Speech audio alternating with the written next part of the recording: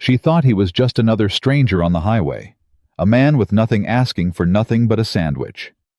But when Laura Bennett traced that license plate and discovered who Daniel Walker really was, what he'd sacrificed, what he'd lost, she knew she'd stumbled onto something bigger than a broken-down car.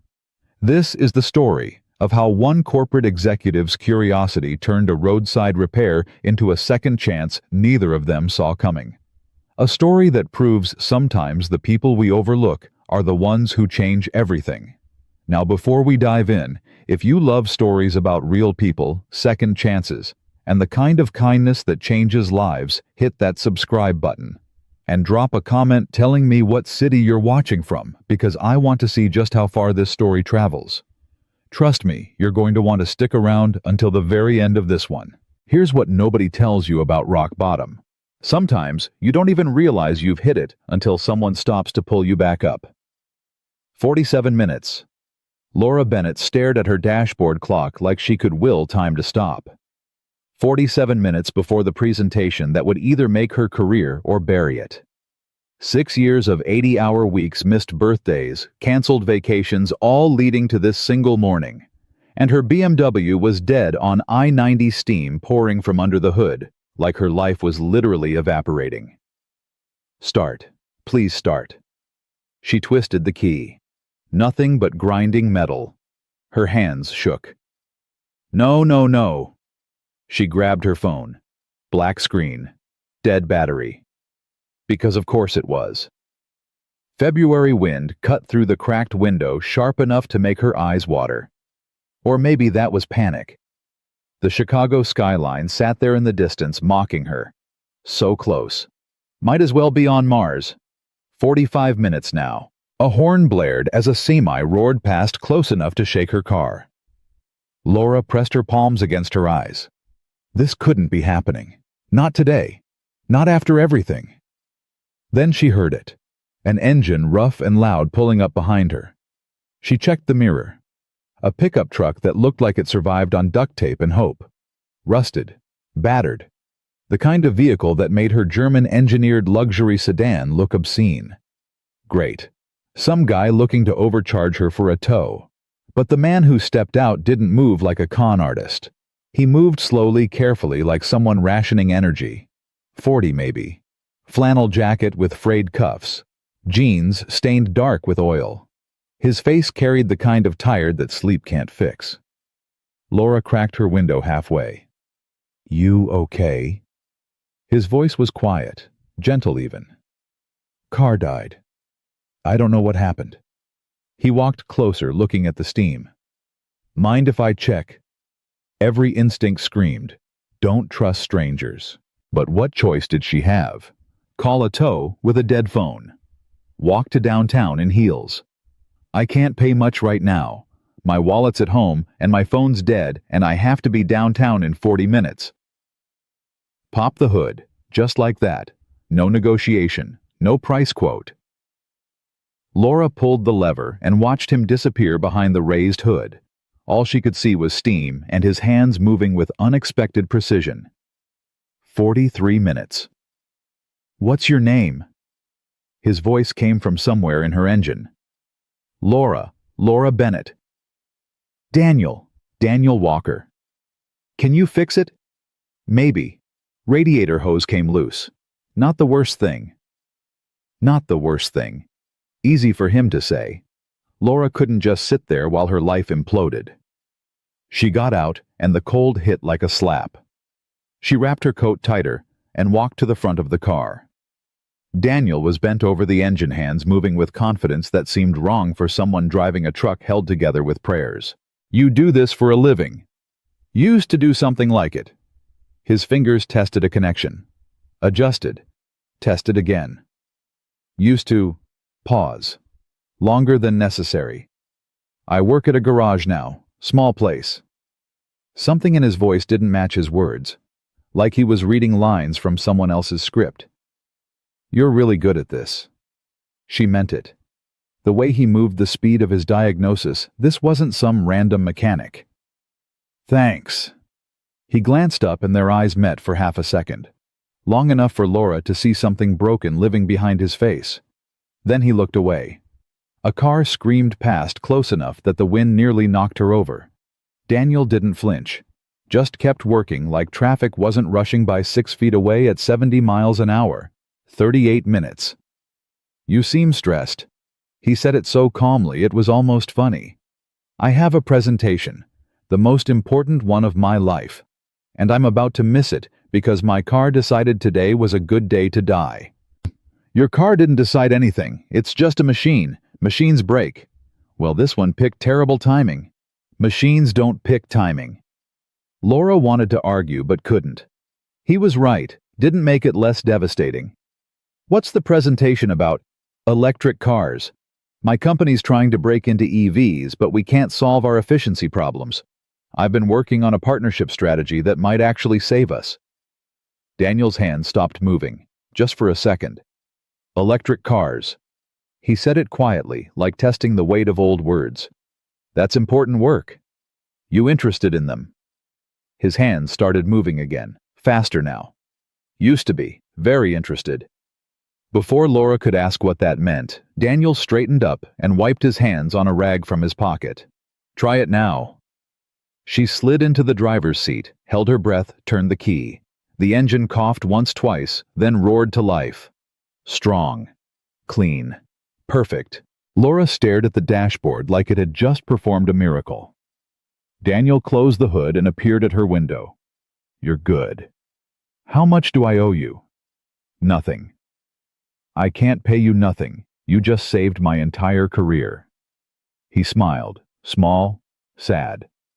"I didn't save your career. You did the work. Your car just needed to cooperate." "Please, let me give you something." Daniel looked down at his grease-stained hands. When he looked back up, something in his expression had softened. "You got a sandwich?" Laura blinked. "A sandwich?" "Yeah, didn't eat breakfast. If you've got one, that'd be great." She reached for her lunch bag on the passenger seat, pulled out the turkey and avocado sandwich she'd made at 5 that morning. She'd been planning to eat it between meetings. Now that seemed absurdly trivial. "Here, turkey and avocado. Is that okay?" "Perfect." He took it like she was handing him gold. "Thank you, Laura." "Thank you. Seriously. You have no idea what you just did." "Good luck with your presentation." He stepped back. "I hope you change the world." 28 minutes left. Laura pulled back onto the highway. In her rearview mirror, Daniel walked back to his pickup truck, sandwich in hand, getting smaller until traffic swallowed him completely. Gone. The presentation was flawless. Every slide landed. Every answer hit. When Laura finished, the board stood and applauded. Her boss, Marcus, pulled her aside, grinning. "Brilliant. Absolutely brilliant. The promotion's yours." Laura smiled, said thank you, shook hands, accepted congratulations. But all she could think about was tired eyes and grease-stained hands and someone who fixed her car for a sandwich. That night, she stood in her apartment, 23rd floor, floor-to-ceiling windows, showing Chicago lit up like a circuit board. She'd worked 6 years for this view, this furniture, this life. She poured expensive wine she couldn't taste. Her phone buzzed with congratulation texts. She read them without feeling anything. Something was wrong. She'd won. She'd gotten everything she wanted. So why did her chest feel hollow? Laura walked to the window and pressed her forehead against the cold glass. Daniel Walker. That's what was wrong. Or right. Or something she couldn't name. The way he'd looked when she mentioned electric cars. Used to be very interested. Past tense. Someone that skilled, that knowledgeable, working at a small garage, fixing cars on highways for sandwiches. It didn't add up. At midnight, Laura opened her laptop. Told herself she was just curious. Just wanted to know if he was okay. Just being thorough. At 1 a.m., she was still searching. At 2 a.m., she made a phone call to Rachel Kim, an old college friend who worked at the DMV, and owed her a favor from that messy divorce last year. "Laura, it's 2 in the morning. I know, I'm sorry." But I need a license plate traced. Just the name and address. That's all. Rachel sighed. This better be important. It is, I think.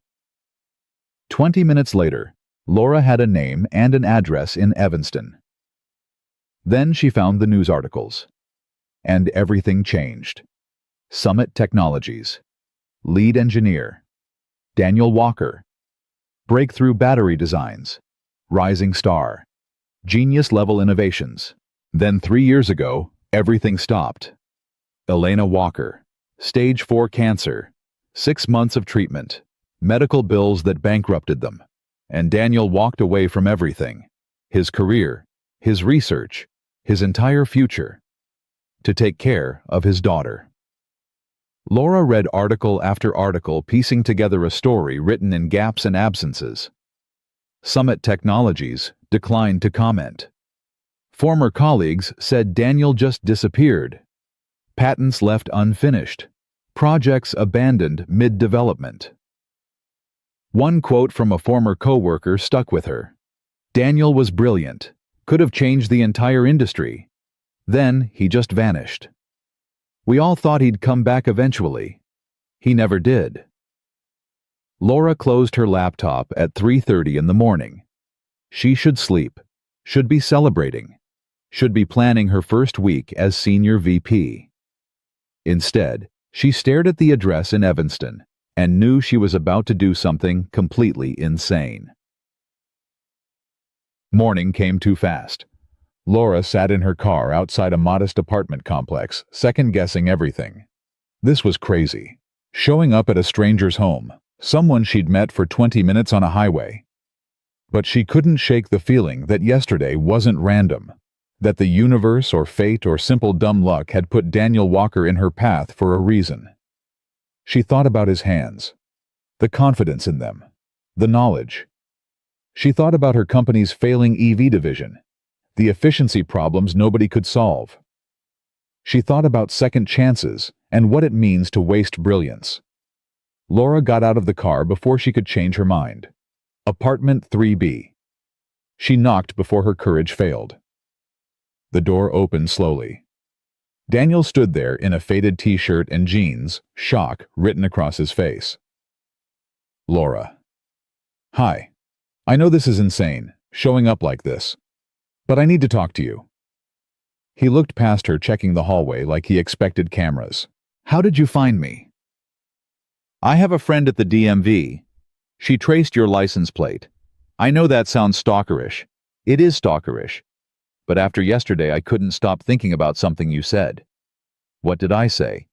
That you used to be very interested in electric cars. His entire body language changed. Shoulders back, arms crossed, wall up. That was a long time ago. 3 years. You worked at Summit Technologies. You were their lead engineer. You had breakthrough patents, published research. You were brilliant. Daniel's expression went cold. You had no right to look into me. I know, you're right. But I had to understand why someone with your talent is fixing cars on the side of the highway. You know why? Your wife. I'm so sorry for what you went through. I can't imagine. If you came here for sympathy, I don't need it. His voice had an edge now. Protective. Angry even. And I definitely don't need some stranger showing up at my door digging into my past. I'm not here for sympathy. Laura held her ground. I'm here to offer you a job. Daniel stared at her. What? Harborline Motors. My company. Our EV division is dying because we can't solve efficiency problems that someone with your background could probably fix in a week. We need you. Someone who actually understands the technology at a fundamental level. I don't do that anymore. Why not? Because I have a daughter who needs me here. Needs stability. Needs a father who doesn't disappear into work 18 hours a day and forget she exists. What if you didn't have to choose? That's not how it works. I know. I lived it. Before Laura could respond, a small voice came from inside the apartment. Daddy, who is it? A girl appeared beside Daniel. 8 years old, dark curly hair, her father's eyes. star-covered pajamas, and a stuffed rabbit that looked older than she was. "This is Laura, sweetheart. Just someone I helped yesterday." The girl looked up at Laura with open curiosity. "Did you fix her car, Daddy?" "I did." "My dad can fix anything." Pure pride. Absolute certainty. Even hearts, I think. Laura felt something crack inside her chest. Not break. Crack open. Daniel's hand rested on his daughter's shoulder. "Go finish your breakfast, Sophie. I'll be right there." "Okay." Sophie disappeared back inside. Daniel stepped into the hallway and pulled the door almost closed behind him. "I appreciate the offer." His voice was quiet now, tired. "But I'm not that person anymore. I can't be. Because of Sophie. Because I already lost Elena. I won't lose her too." Something fierce entered his voice. "I won't let work steal what time I have with my daughter. Not again. Never again." There it was. The guilt. Laura saw it clearly now. Not just grief, but crushing guilt for time-lost moments. Missed a wife who died while he was too busy chasing innovation to notice she was slipping away. "Daniel, what if? You don't understand." He cut her off. "When I worked at Summit, I was consumed. Elena was too. We both were. Chasing breakthroughs, racing deadlines, pushing for more and better and faster. We told ourselves we were building a future, but we were losing the present, losing each other. By the time we realized it, by the time we slowed down enough to see what we'd done," his voice caught. "The cancer had already taken root. The doctors said if we'd caught it earlier, if we'd been paying attention instead of working 90-hour weeks, if we'd noticed she was tired all the time, losing weight, looking pale." He looked at the door behind him where his daughter was eating breakfast. "I won't do that to Sophie. I won't make her grow up wondering why I chose work over her. Why I missed her childhood because I was too busy being brilliant. My daughter deserves better than the father I was. She deserves the father I'm trying to be now." Laura waited. Let the silence hold space for everything he'd just said. Then, quietly, "What if you could be both?" You can't be both. That's the lie they sell you. Work-life balance, having it all. It's not real. What if I told you our company has mandatory parental leave, flexible schedules, work-from-home options? What if I told you we're not asking you to sacrifice Sophie? We're asking you to show her that it's okay to start again. That losing someone doesn't mean losing yourself too. Daniel shook his head, looked at his hands. Those capable hands that had once designed revolutionary battery systems and now fixed radiator hoses for sandwiches. "I left that world, all of it. The pressure, the politics, the constant pushing. It nearly destroyed my family. It did destroy my marriage. I can't go back." "I'm not asking you to go back. I'm asking you to move forward." "It's the same thing." "Is it?" Laura stepped closer, not crowding him, but present. Real. "You're using your brain right now at maybe 10% capacity, fixing cars that any decent mechanic could handle. You're hiding. And maybe you needed to hide for a while. Maybe you needed to grieve and heal and be present for Sophie. But Daniel, it's been 3 years. At some point, hiding becomes wasting, and I don't think you want to waste what Elena saw in you." He flinched like she'd hit him. "Don't bring her into this." "She's already in this. She's in every choice you make. Every time you tell yourself you're not good enough or smart enough or worthy enough to try again, that's grief talking, not love." "You don't know anything about my wife." "You're right, I don't." Laura met his eyes. "But I know what it's like to wake up and realize you're living someone else's life because you're too afraid to try for what you actually want." Daniel studied her face. Really looked at her. "Is that what you are afraid?" Terrified. Laura surprised herself with the honesty. "I just got promoted. Everything I've worked for. And last night I stood in my expensive apartment drinking expensive wine, feeling absolutely nothing. Because it turns out success is pretty hollow when you have nobody to share it with. When you've spent 6 years sacrificing everything that makes you human just to climb a ladder, you're not even sure you want to be on. So why are you here trying to recruit me? Because yesterday for 20 minutes on the side of a highway I met someone real. Someone who asked for a sandwich when he could have asked for anything. Someone who still has light in his eyes even though life tried to extinguish it. And I thought maybe if I can help him, maybe if I can do one thing that actually matters, instead of just making corporations richer, maybe I won't feel so hollow. Silence stretched between them. Behind the door, Sophie hummed a tuneless song. Daniel's jaw worked like he was chewing on words too big to swallow. I don't know, he said finally. That's not a no. It's not a yes either. Laura pulled a business card from her jacket. One interview. That's all I'm asking. Come meet the team.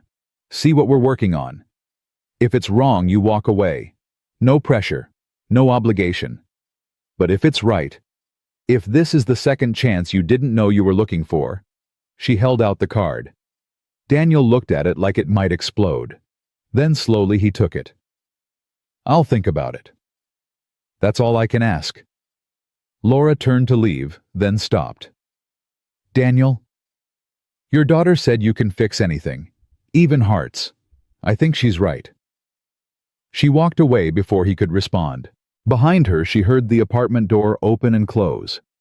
Heard the soft murmur of father and daughter talking. Heard Sophie ask something, and Daniel's low reply that she couldn't make out. Laura sat in her car and realized her hands were shaking. She'd just stalked a stranger, showed up at his home, and tried to recruit him based on nothing but intuition and 20 minutes of conversation. This was either genius or insanity. Maybe both. Her phone buzzed. Marcus wanting to know when she could start in her new role. Laura stared at the message, then back at the apartment building. Something was happening here. Something that felt like fate, or purpose, or the universe course correcting. She didn't know what. Didn't know if Daniel would call. Didn't know if she'd just made the best decision of her life, or completely sabotaged it. But for the first time in 6 years, sitting in her car outside a modest apartment building in Evanston, Laura Bennett felt something other than hollow. She felt alive. Inside apartment 3B, Daniel stood at the kitchen table holding Laura's business card while Sophie ate cereal. Who was that lady, Daddy? Daniel looked at his daughter, at her bright eyes and easy smile and the way she swung her feet because they didn't quite reach the floor yet, at everything he'd fought to protect. Someone offering me a job. A good job. Maybe. I don't know yet. Sophie tilted her head, studying him the way only children can, seeing straight through to truth. You should go talk to them. You're really smart, Daddy. You should show people. I show you. That's enough. Mommy would want you to show other people too. Daniel's breath caught. Sophie almost never mentioned her mother. The grief counselor said that was normal, that kids process loss differently, that one day she'd talk about Elena more freely. How do you know what Mommy would want? Because she was smart too, and she always said, hiding your light doesn't make the darkness any smaller. It just makes everything darker. Daniel stared at his 8-year-old daughter, wondering when she'd become so wise. He looked down at the business card. Laura Bennett, Senior Vice President of Strategic Development, Harborline Motors. Cell phone number written on the back in neat handwriting. Outside through the window he could see her car still parked on the street. She hadn't left yet. Was she waiting? Hoping second, guessing her own insane gesture. Sophie slid off her chair and walked over, wrapping her small arms around his waist. You fixed that lady's car, Daddy. You can fix other things too. You can fix anything. Even hearts, Daniel thought. Even broken ones that don't know how to start again. He looked at the card, at the phone number, at the possibility written in ink and offered by a stranger who had no reason to believe in him except that she did. Maybe Sophie was right. Maybe Elena would want him to try. Maybe hiding wasn't the same as protecting. Maybe it was just another way of being afraid.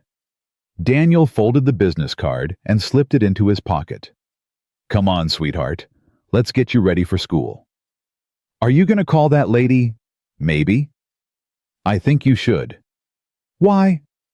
Sophie looked up at him with those eyes that saw everything that carried her mother's wisdom and something all her own. Because she looked at you the way Mommy used to look at you, like you were magic. And with that, Sophie skipped off to her room to get dressed, leaving Daniel standing in the kitchen with a business card burning a hole in his pocket, and his daughter's words echoing in the space his wife used to fill. Like you were magic. Daniel pulled out the card one more time, ran his thumb over the embossed letters.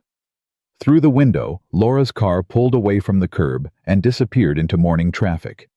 But her card stayed in his hand, and for the first time in 3 years, Daniel Walker let himself imagine something other than survival. He let himself imagine possibility. 3 days passed before Daniel called. Laura was in a budget meeting when her phone buzzed. She glanced down, saw the unfamiliar number, almost ignored it. Something made her answer. Hello. Laura, it's Daniel. Daniel Walker. Her heart jumped. She stood up from the conference table, ignoring Marcus's questioning look. Excuse me, I need to take this. She walked into the hallway, closed the door. Daniel, hi. Is the offer still open? Yes, absolutely yes. Silence on the other end. She could hear him breathing, gathering courage. I can come in Thursday, if that works. Sophie has early dismissal that day, so I'd need to be done by 2. Thursday's perfect. 2 o'clock's perfect. Whatever you need. I'm not making any promises. This is just an interview. I understand. And if I don't like what I see, I walk. No hard feelings. No hard feelings. Laura pressed her back against the wall, trying to keep her voice steady. Daniel, thank you for calling. Don't thank me yet. I might waste your time. You won't. After he hung up, Laura stood in the empty hallway holding her phone, grinning like an idiot. Marcus opened the conference room door. Everything okay? Everything's better than okay. I think I just found the person who's going to save our company. Marcus raised an eyebrow. The mechanic from the highway. The engineer from Summit Technologies. Laura, we've been trying to recruit top talent for months. What makes you think some guy who's been out of the field for 3 years is going to solve problems our entire team can't crack? Because he's brilliant, and he's hungry, and he's got nothing to lose. Or everything to lose. People don't walk away from careers like that for no reason. His wife died. He's been taking care of his daughter. Marcus's expression softened slightly. That's rough, but it doesn't mean he's still got the skills. 3 years is a long time in this field. Trust me. I do trust you. That's why I'm letting you set up this interview. But Laura, don't get your hopes up too high. We need someone who can deliver results, not someone we feel sorry for. Laura met his eyes. I'm not asking you to feel sorry for him. I'm asking you to give him a chance to show you what he can do. Thursday morning arrived wrapped in rain and doubt. Laura got to the office early, prepared the conference room, made sure the coffee was fresh. At 9:45, she checked her phone for the 10th time. No messages, no cancellations. At 9:58, reception called. Laura, there's a Daniel Walker here to see you, and he has a child with him. Laura's heart sank. He brought Sophie. That meant he didn't have childcare. That meant he was already struggling with logistics. That meant this might not work. She pushed the thoughts away. Send them up. When the elevator doors opened, Daniel stepped out, looking uncomfortable in khakis and a button-down shirt that was slightly too big. Sophie held his hand wearing a school uniform and that same stuffed rabbit. I'm sorry, Daniel said immediately. Half day got canceled. Teacher's conference or something. My neighbor who usually watches her got sick. I can reschedule if... It's fine. Laura knelt down to Sophie's level. Hi, Sophie. Remember me? Sophie nodded, shy now in this unfamiliar place. We have a really nice break room with books and games. Would it be okay if you hung out there while your dad and I talk? Sophie looked up at Daniel. He squeezed her hand. I'll be right down the hall, sweetheart. 30 minutes, maybe an hour tops. Okay, Daddy. Laura led them to the break room, got Sophie set up with coloring books and juice. The little girl settled in quickly, already absorbed in choosing the perfect crayon color. Daniel watched his daughter like he was memorizing her. She'll be fine, Laura said softly. I promise. I know. It's just, I don't leave her much, except for school. How often do you get out for yourself? Not often. He tore his eyes away from Sophie. Should we do this? The conference room held 5 people. Marcus, 2 engineers from the EV division, the VP of operations, and Laura. They stood when Daniel entered, shook his hand, made polite small talk. Laura watched their faces. Skeptical, polite, already dismissive. Marcus started. Mr. Walker, thanks for coming in. Laura speaks very highly of you. I appreciate the opportunity. I have to be honest, when she told me about your background, I was impressed. Summit Technologies does incredible work. But I'm curious why you left, and why you've been out of the field for 3 years. Daniel's jaw tightened, but his voice stayed steady. My wife was diagnosed with stage 4 cancer. Treatment was aggressive, time-consuming, expensive. I left to take care of her and our daughter. I'm sorry for your loss. Marcus meant it. But that's a significant gap. Technology moves fast. What makes you think you can just step back in? I don't think I can just step back in. I know it'll be a learning curve, but the fundamentals don't change. Battery chemistry, energy density, thermal management. Those principles are constant. Tom Chen, the lead engineer, leaned forward. We've been wrestling with efficiency loss in our battery cells. Heat dissipation during rapid charging causes degradation. We've tried everything. New cooling systems, different cell configurations, alternative cathode materials. Nothing's working. Have you looked at the separator membrane? Tom blinked. The separator? That's not where the heat issue is. Maybe not directly, but if your separator's thermal conductivity is too high, you're transferring heat between cells faster than your cooling system can compensate. Creates hotspots, accelerates degradation. Silence around the table. Tom exchanged glances with his colleague. We hadn't considered that. It's easy to miss. Everyone focuses on active cooling when sometimes the answer is better passive thermal management at the cellular level.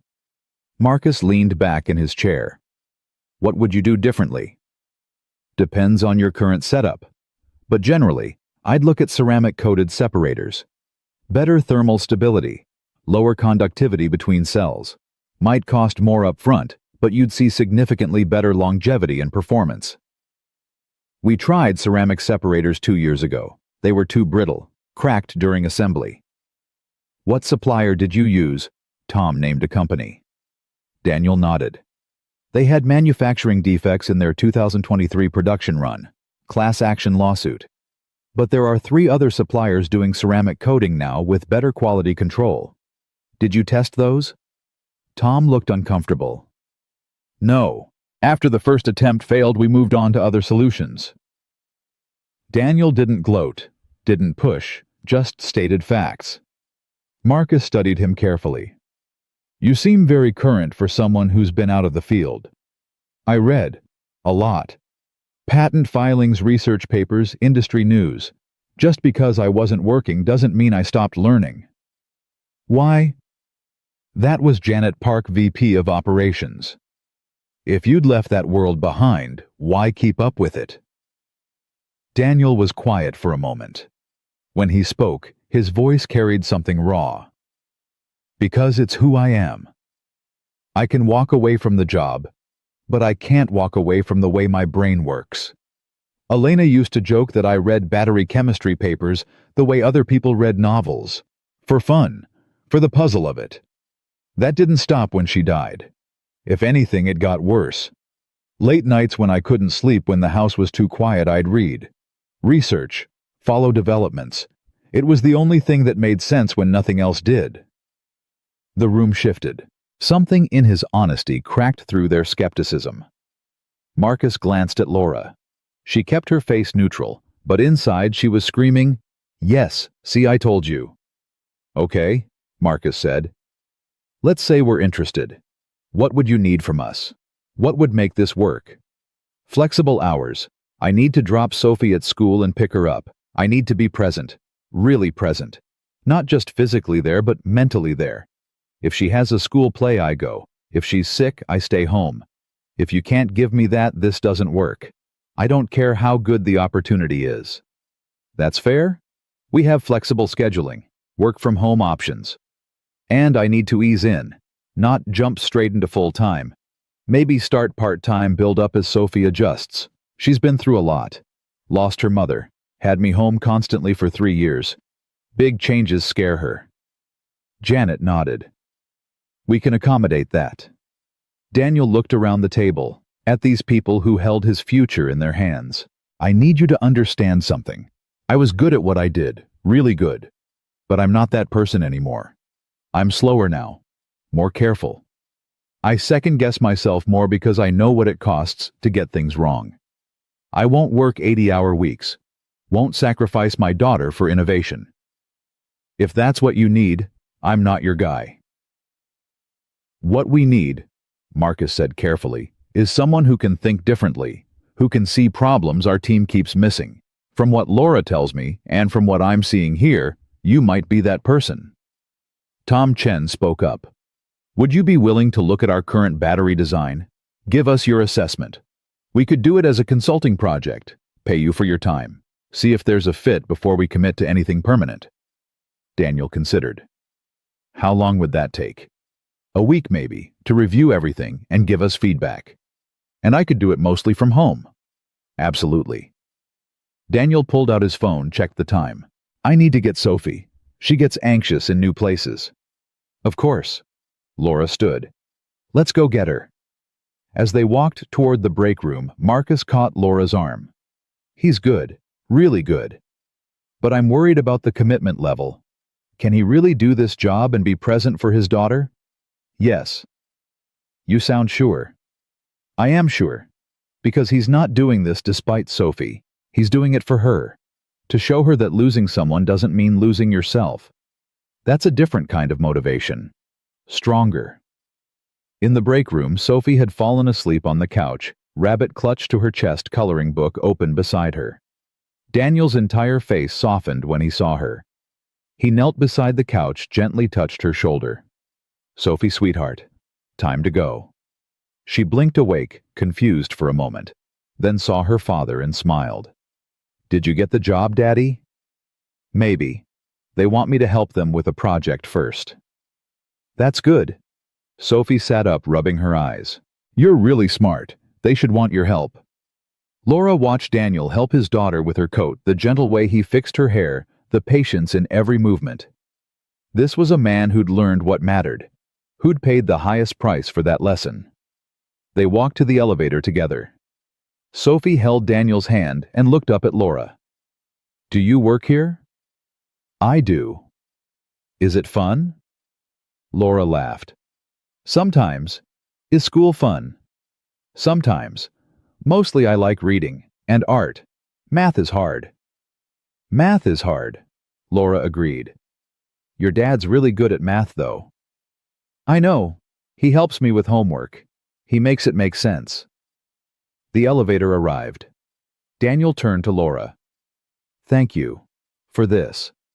For believing I could do it when I didn't believe it myself." "You've got this. I know you do." As the doors closed, Laura caught Sophie's voice. "I like her, Daddy. She's nice." And Daniel's soft reply, "Yeah, she is." Laura walked back to the conference room. Marcus and the team were still there debating. "Well?" she asked. Marcus grinned. "Send him the contract for the consulting project. Let's see what he's got." That night, Daniel sat at his kitchen table with laptop borrowed from the library and 300 pages of technical specifications Laura had emailed. Sophie was asleep. The apartment was quiet except for the hum of the refrigerator and distant traffic. He opened the first file and started reading. Within 20 minutes, he'd found 4 significant problems. Within an hour, he'd mapped out potential solutions to 3 of them. By midnight, he was sketching designs that made his hands shake with excitement he hadn't felt in 3 years. This wasn't just fixing a car on the highway. This was creating something new, solving puzzles nobody else could solve, using his brain the way it was meant to be used. Daniel's phone buzzed. Text from Laura. "How's it going?" He typed back. "Found some issues. Think I can help." 3 dots appeared, disappeared, appeared again. "I knew you could. Get some sleep." He smiled at the screen, then looked at the research spread across his table. Sleep could wait. For the first time in 3 years, Daniel Walker had something worth staying awake for. The week flew by in a blur of analysis and late nights and video calls with Tom's engineering team. Daniel worked after Sophie went to bed before she woke up during lunch breaks at the garage. His boss noticed his distraction, but didn't say anything. The work was still getting done. Friday afternoon, Daniel submitted his report. 47 pages. Detailed analysis. 6 major recommendations. Complete redesign of the battery thermal management system. Laura called 20 minutes later. "Daniel, the team just read your report." His stomach dropped. "And Tom says it's brilliant. Marcus wants to offer you a full-time position. Senior engineer, flexible hours, work from home 3 days a week. Starting salary $85,000 with performance bonuses." Daniel sat down hard on his couch. 85,000. More than he'd made at Summit. More than he'd dreamed of making again. "Daniel. You there?" "I'm here. That's a lot." "It's what you're worth." "What do you say?" He looked around his small apartment, at Sophie's drawings on the refrigerator, at the worn furniture and the life they'd built from ruins. Safe, small, predictable. Then he looked at the laptop showing his designs, at proof that he was still capable, still valuable, still himself. "Can I have the weekend to talk to Sophie?" "Of course. Take all the time you need." That night, Daniel made spaghetti for dinner, Sophie's favorite. They ate together at the small table, and she told him about school, about her friend Emma, who could do a cartwheel about the book she was reading about dragons. "Sophie, I need to talk to you about something." She looked up suddenly serious. Kids always knew when something big was coming. "The job I interviewed for, they want to hire me." "That's good, right?" "It is good. But it means things will change. I'll be working more. Not as much as before when Mommy was here, but more than now. You'd still go to the same school, still see your friends. But I might not be able to pick you up every day. We'd need someone to watch you sometimes." Sophie put down her fork. Her eyes were so much older than 8. "Do you want the job, Daddy?" "I think so, but only if you're okay with it." "Will you be happier?" The question knocked the breath out of him. "What?" "You've been sad for a long time, since Mommy died. You try to hide it, but I know. Will this job make you less sad?" Daniel reached across the table and took his daughter's small hand. "I don't know if anything can make me less sad about losing Mommy. But this job makes me feel like myself again. Like the part of me that died with her might not be completely gone." Sophie nodded slowly. "Then you should take it." "You're sure?" "Mommy wouldn't want you to be sad forever. She'd want you to fix things. That's what you do. You fix things." Daniel pulled his daughter into his lap and held her tight. This wise little person who carried her mother's heart. "When did you get so smart?" "I've always been smart. You just don't notice because you're busy being sad." He laughed through tears. "You're right. I'm sorry." "It's okay, Daddy. You can be sad and happy at the same time. That's allowed." Monday morning, Daniel called Laura. "I'm in." He heard her exhale like she'd been holding her breath all weekend. Yeah. When do I start?" "How's next Monday? Gives us time to do paperwork, set up your workspace, get you access to everything you need." "Next Monday's perfect." "Daniel, you won't regret this." I already don't. After he hung up, Daniel sat in his quiet apartment and let himself feel it. Fear and excitement and hope all mixed together. The future opening up like a door he'd thought was locked forever. He thought about Elena, about what she'd say if she could see him now. She'd probably tell him he was being an idiot for waiting so long. She'd probably laugh at his nervousness. She'd definitely approve of Laura, of this unexpected guardian angel who'd appeared on a highway and refused to let him disappear. "Wish you were here to see this," he whispered to the empty room. "Wish you could meet Sophie's new friend. Wish you could tell me I'm doing the right thing." The apartment stayed silent. But somewhere in that silence, Daniel found something that felt like permission. Like Elena letting go. Like her telling him it was okay to move forward without her. He picked up his phone and texted Laura. "Thank you for everything." Her reply came immediately. "Thank you for taking a chance. You're going to change everything." Daniel hoped she was right, because he'd just bet his and Sophie's entire future on a sandwich and a stranger's belief that broken things could be fixed. Even hearts. Especially hearts. Monday morning came too fast and too slow at the same time. Daniel stood in front of his closet at 5:30 a.m., staring at clothes he hadn't worn in 3 years. The dress shirts hung like ghosts of who he used to be. He pulled one out. It smelled like storage and lost time. Behind him, Sophie appeared in the doorway, rubbing sleep from her eyes. "You're up early, Daddy." "Big day, sweetheart. First day at the new job." She climbed onto his bed, Rabbit tucked under her arm. "Are you scared?" Daniel sat beside her. "A little. Is that okay?" "It's okay to be scared. My teacher says being scared means you care about something." "Your teacher's smart. Are you going to be good at it?"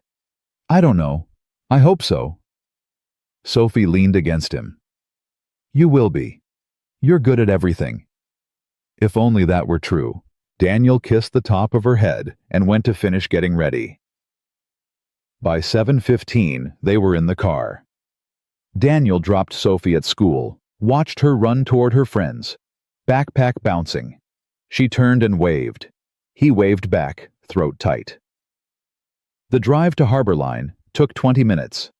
Daniel parked in the visitor lot because he didn't have a badge yet, didn't have an assigned space, didn't belong here yet, maybe wouldn't ever belong. He killed the engine and sat there, hands gripping the steering wheel. 3 years. 3 years since he'd walked into an office as anything other than a visitor. 3 years since he'd been Daniel Walker the engineer, instead of Daniel Walker, the guy who fixes cars and makes sandwiches for school lunches. His phone buzzed. Text from Laura. "You got this. I'm here if you need anything." Daniel typed back, "Thanks. Here goes nothing." The lobby was all glass and steel, and people who looked like they knew exactly where they belonged. Daniel approached the reception desk. "Hi, I'm Daniel Walker. It's my first day." The receptionist smiled. "Welcome to Harborline. Let me get someone from HR." 10 minutes later, Daniel had a badge, a laptop, a stack of paperwork, and a tour guide named Jennifer, who talked very fast about parking validation and health insurance options and the cafeteria schedule. His head spun, trying to keep up. "And here's your workspace." Jennifer opened a door to a small office, not a cubicle, an actual office with a door and a window. "Laura requested you have your own space since you'll need quiet for deep work. There's a docking station for your laptop, monitors are all set up, and if you need anything, just message facilities." "This is great, thank you." "Team meetings at 9 in conference room B. Tom will introduce you to everyone. Coffee's down the hall. Bathrooms are around the corner. Any questions?" About 1,000, but Daniel just shook his head. Alone in his new office, he set down his laptop and looked around. It was small, but it was his. A space where his brain could work, where he could think and create and be the person he used to be, if he remembered how. At 9 sharp, Daniel walked into conference room B. 12 people sat around a long table.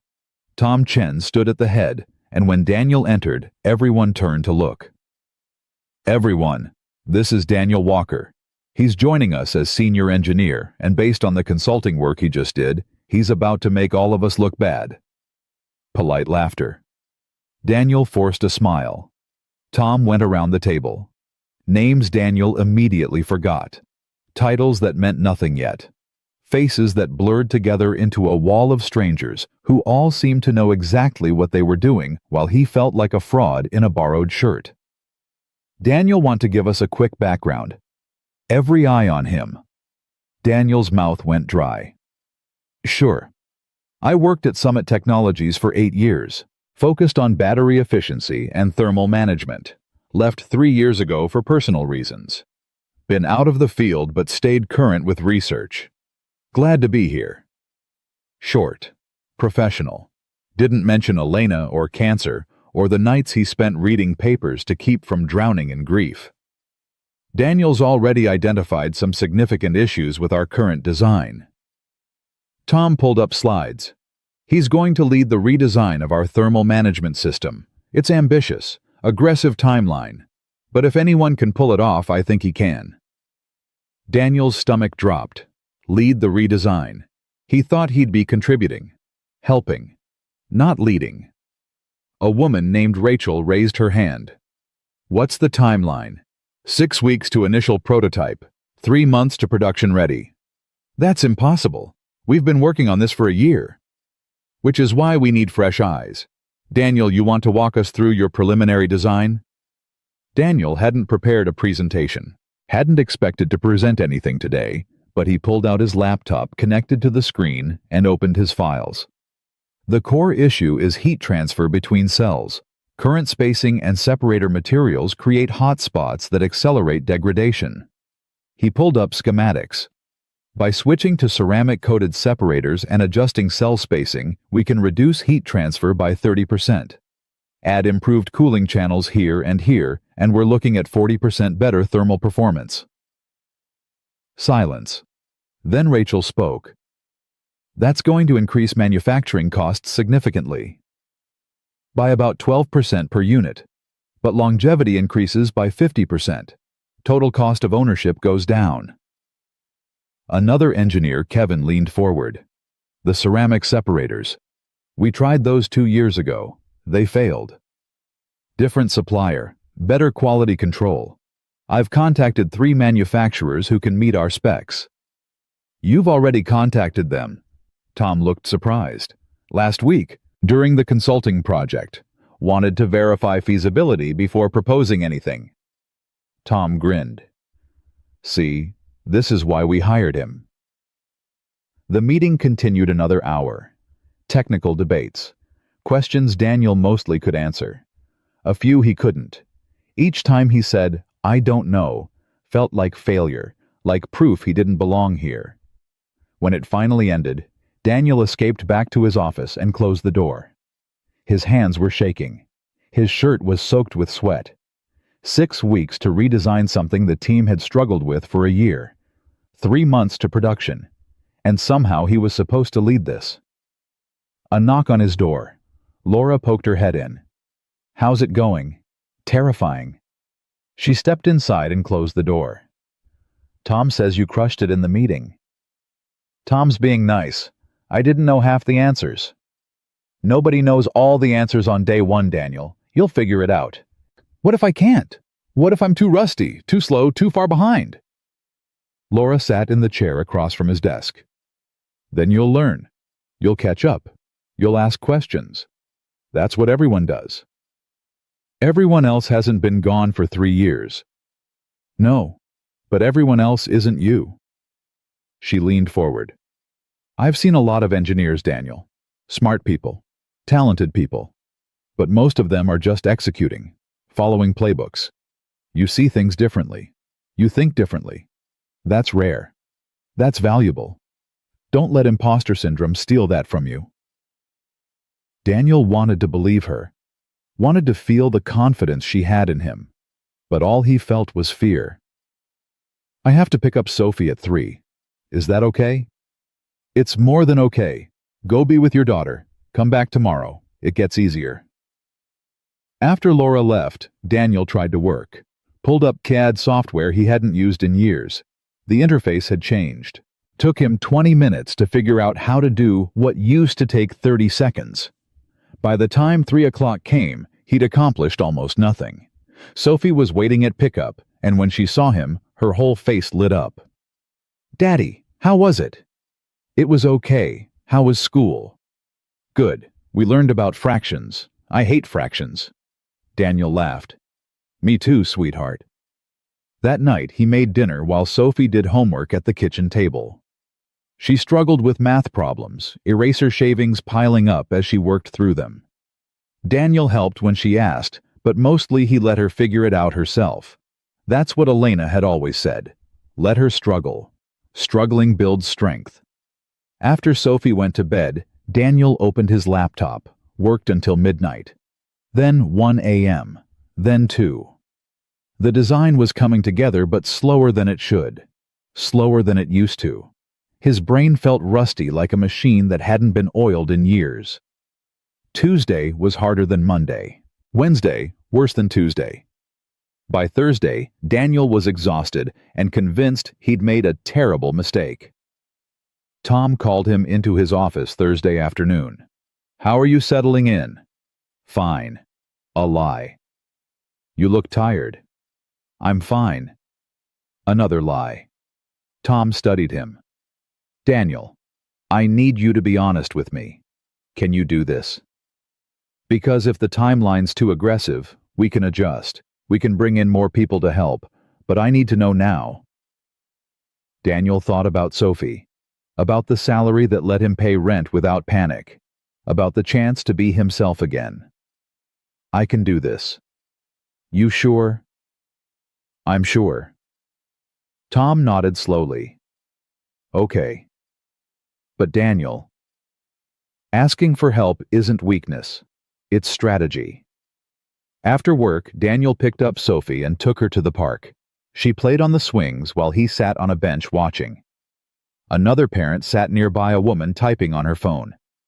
Sophie ran over breathless. "Daddy, can you push me?" Daniel stood and pushed his daughter on the swings higher and higher, her laughter cutting through his exhaustion. This was why he was doing it. Not for himself. For her. To show her that starting over was possible. That falling down didn't mean staying down. "Higher, Daddy." He pushed higher. She shrieked with joy. When they got home, there was a box on his doorstep. Daniel opened it. Inside were books. Advanced battery technology, thermal management systems, latest research compilations, and a note in Laura's handwriting. Thought these might help. "You're not alone in this." Daniel stood there holding the note, something cracking in his chest. He wasn't alone. For 3 years, he'd been alone. Him and Sophie against the world. But now, there was Laura. There was Tom. There was a team of people who believed in him even when he didn't believe in himself. Friday morning, Daniel came in early.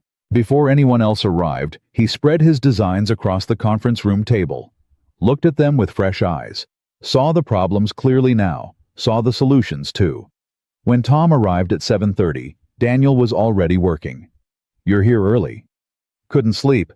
I think I've been approaching this wrong." "How so?" "I've been trying to redesign the whole system. But we don't need to redesign everything. Just 3 key components. Focus here, here, and here. Leave the rest unchanged. Cuts development time in half." Tom looked at the designs. "This could work." "It will work. I need to run simulations to confirm, but the math checks out." "When did you figure this out?" "About 4 a.m. Tom laughed. "You're doing it again, aren't you? The all-nighter thing?" "It's not an all-nighter if you go to sleep eventually." "Daniel, pace yourself. This is a marathon, not a sprint." But Daniel was already lost in the designs. Fingers flying across his keyboard. The rusty machine of his brain finally starting to turn smoothly again. The next 3 weeks blurred together. Early mornings. Late nights after Sophie slept. simulations and prototypes and tests, small victories and crushing setbacks. The team rallied around Daniel's design, each person contributing pieces. Rachel handled material sourcing. Kevin managed manufacturing specs. Tom ran interference with upper management. And Laura checked in daily. Sometimes just a text. Sometimes coffee on his desk. Sometimes sitting in his office while he worked, not saying anything, just being present. "You don't have to babysit me," Daniel said one evening. "I'm not babysitting. I'm keeping you company." "I'm working." "I know. I like watching you work. You get this look. Like everything else disappears, and it's just you and the problem." Daniel glanced up. "What kind of look?" "Like you're exactly where you're supposed to be." Something passed between them. Something unspoken but real. Daniel looked away first. "Sophie asks about you. Wants to know when you're coming over for dinner." "Tell her any time. I make terrible spaghetti, but I'm excellent at ordering pizza." "She'd like that." Yeah.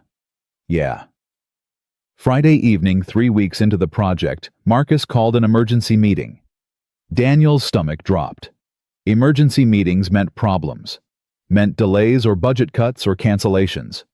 But when he walked into the conference room, the entire executive team was there. Board members. People in expensive suits who made decisions about the company's future. Marcus stood. "Daniel, thanks for joining us. We've been reviewing the progress on the battery redesign. We're impressed. Very impressed." Daniel's mouth went dry. "Thank you. So impressed that we want to accelerate the timeline. We've got investors coming in 4 weeks. We need a working prototype to show them. Can you do it?" 4 weeks. They'd been working for 3, and still had 6 more planned. 4 weeks was impossible. Daniel thought about Sophie, about the salary, about what failure meant. Then he thought about the design, about the team, about what was actually possible versus what fear told him was impossible. "We can do it, but I'll need more resources, more testing time, and the team will need to work weekends." "Whatever you need. This is our shot to secure major funding. We need to nail this." After the meeting, Daniel sat in his office, head in his hands. 4 weeks. He'd just committed to the impossible. Tom knocked and entered. "You okay?" "I just promised them something I'm not sure we can deliver." "We'll deliver. I've seen what you can do, Daniel. When you're locked in, you're unstoppable." "I haven't been unstoppable in 3 years." "Maybe you just needed something worth being unstoppable for." That weekend, Daniel brought Sophie to the office. He had to work, had no other option, and his neighbor was out of town. Sophie sat up in his office with books and her tablet while Daniel worked in the lab. Laura found them there Saturday afternoon. Sophie was reading while Daniel ran simulations at his desk. "You're both here." Sophie looked up and grinned. "Hi, Laura." "Hi, sweetheart. What are you reading?" "Harry Potter, the 3rd one. It's really good." Laura sat beside her. "That's my favorite one. Have you met Sirius yet?" "Just. He seems nice." "He's the best. Hey, I have an idea. Why don't you and I go get lunch while your dad works? Give him some quiet time." Daniel looked up. "You don't have to do that." "I want to. Sophie and I can hang out. Girl time." Sophie's eyes lit up. "Can we, Daddy?" Daniel hesitated. He barely let Sophie out of his sight except for school. The thought of her being somewhere he couldn't immediately reach her made his chest tight. But he looked at Laura's open, honest face, at Sophie's hopeful expression. "Okay, but keep your phone on. Always." He watched them leave together, Sophie's small hand in Laura's larger one, chattering about her book. The door closed, and Daniel was alone with his work, and a feeling he couldn't quite name. It felt like trust. Like letting go just enough to let someone else in. Like maybe they weren't alone anymore, him and Sophie.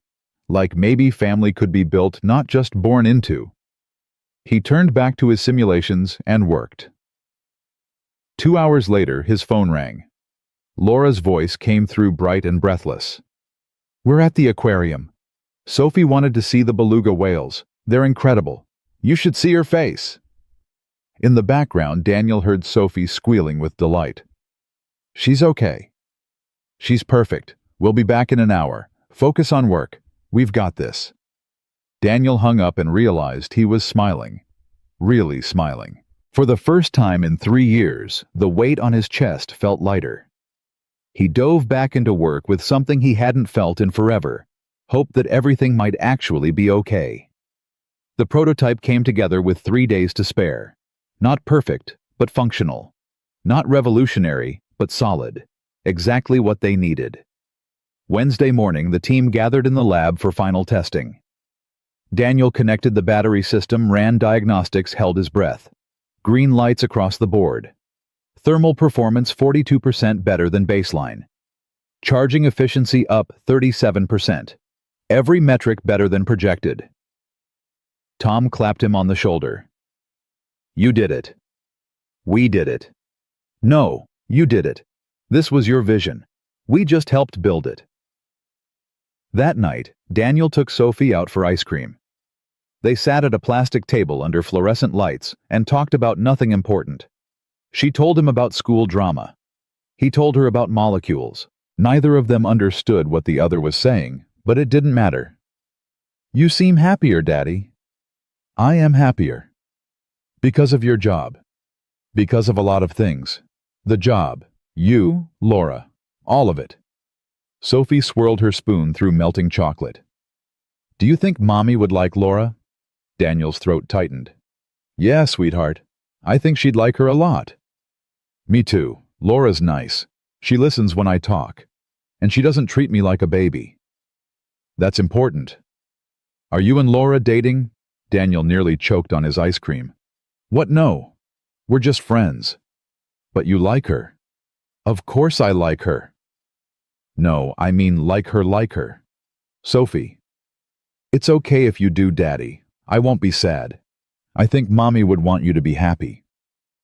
Daniel looked at his daughter, this impossibly wise 8-year-old, who understood things she shouldn't have to understand. "I'm not ready for that yet." "That's okay. But when you are, I think Laura would be good." Friday arrived. Presentation day. Daniel wore his best shirt, practiced his talking points, tried not to throw up from nerves. The boardroom was intimidating. Leather chairs, massive table, 15 people in expensive suits who could decide the company's fate with a single vote. Marcus made introductions. Tom set up the prototype. And Daniel stood at the front of the room with a laser pointer and slides and 3 years of rust trying to shake his confidence. "Good morning. I'm Daniel Walker, Senior Engineer. 3 weeks ago, you asked for a prototype that would revolutionize our battery efficiency. Here's what we built." He walked them through the design, the problems they'd solved, the innovations they'd implemented, the data showing 42% improvement in thermal performance. Questions came fast. Hard questions, technical questions, cost questions, manufacturing questions. Daniel answered each one. Not perfectly, not always immediately, but honestly, competently, like someone who knew exactly what he was talking about because he did. When he finished, the room was silent. Daniel's heart hammered. He'd blown it, said something wrong, failed. Then one of the investors stood and started clapping, slowly at first. Then others joined, until the entire room was applauding. Marcus grinned. "Ladies and gentlemen, I think we have our future." After the presentation, Daniel escaped to his office. His hands were shaking. His shirt was soaked. But he'd done it. Actually done it. Laura appeared in his doorway. "You were amazing. I was terrified." You were amazing and terrified.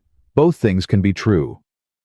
She walked in, and without thinking, without planning, Daniel stood and hugged her. Laura went still for a moment, then wrapped her arms around him. "Thank you," he said into her shoulder. "For everything. For believing in me. For being here. For taking Sophie to see whales. For all of it. You don't have to thank me. I do. You changed my life. Laura pulled back, looked at him. You changed your own life. I just gave you a push. Best push I ever got. They stood there, close enough to feel each other breathing, close enough for Daniel to see flecks of gold in Laura's eyes he'd never noticed before. Then his phone buzzed. Text from his neighbor. Sophie's ready for pickup whenever you're done. The moment broke. Daniel stepped back. I should go get Sophie. Go. Celebrate with her. You earned it. Daniel grabbed his jacket. At the door, he turned back. Laura, you want to come over for dinner tonight? Nothing fancy. Just pizza and maybe a movie. Sophie would love it. Laura smiled. I'd love it too. That night, the three of them sat on Daniel's worn couch, eating pizza straight from the box, watching Finding Nemo for probably the 100th time. Sophie fell asleep halfway through, head on Laura's shoulder. Daniel looked at them and felt something shift in his chest. Something scary and wonderful and terrifying. Something that felt like moving forward instead of just surviving. Something that felt like hope. Laura caught him staring. What? Nothing. Just, thank you for being here. Where else would I be?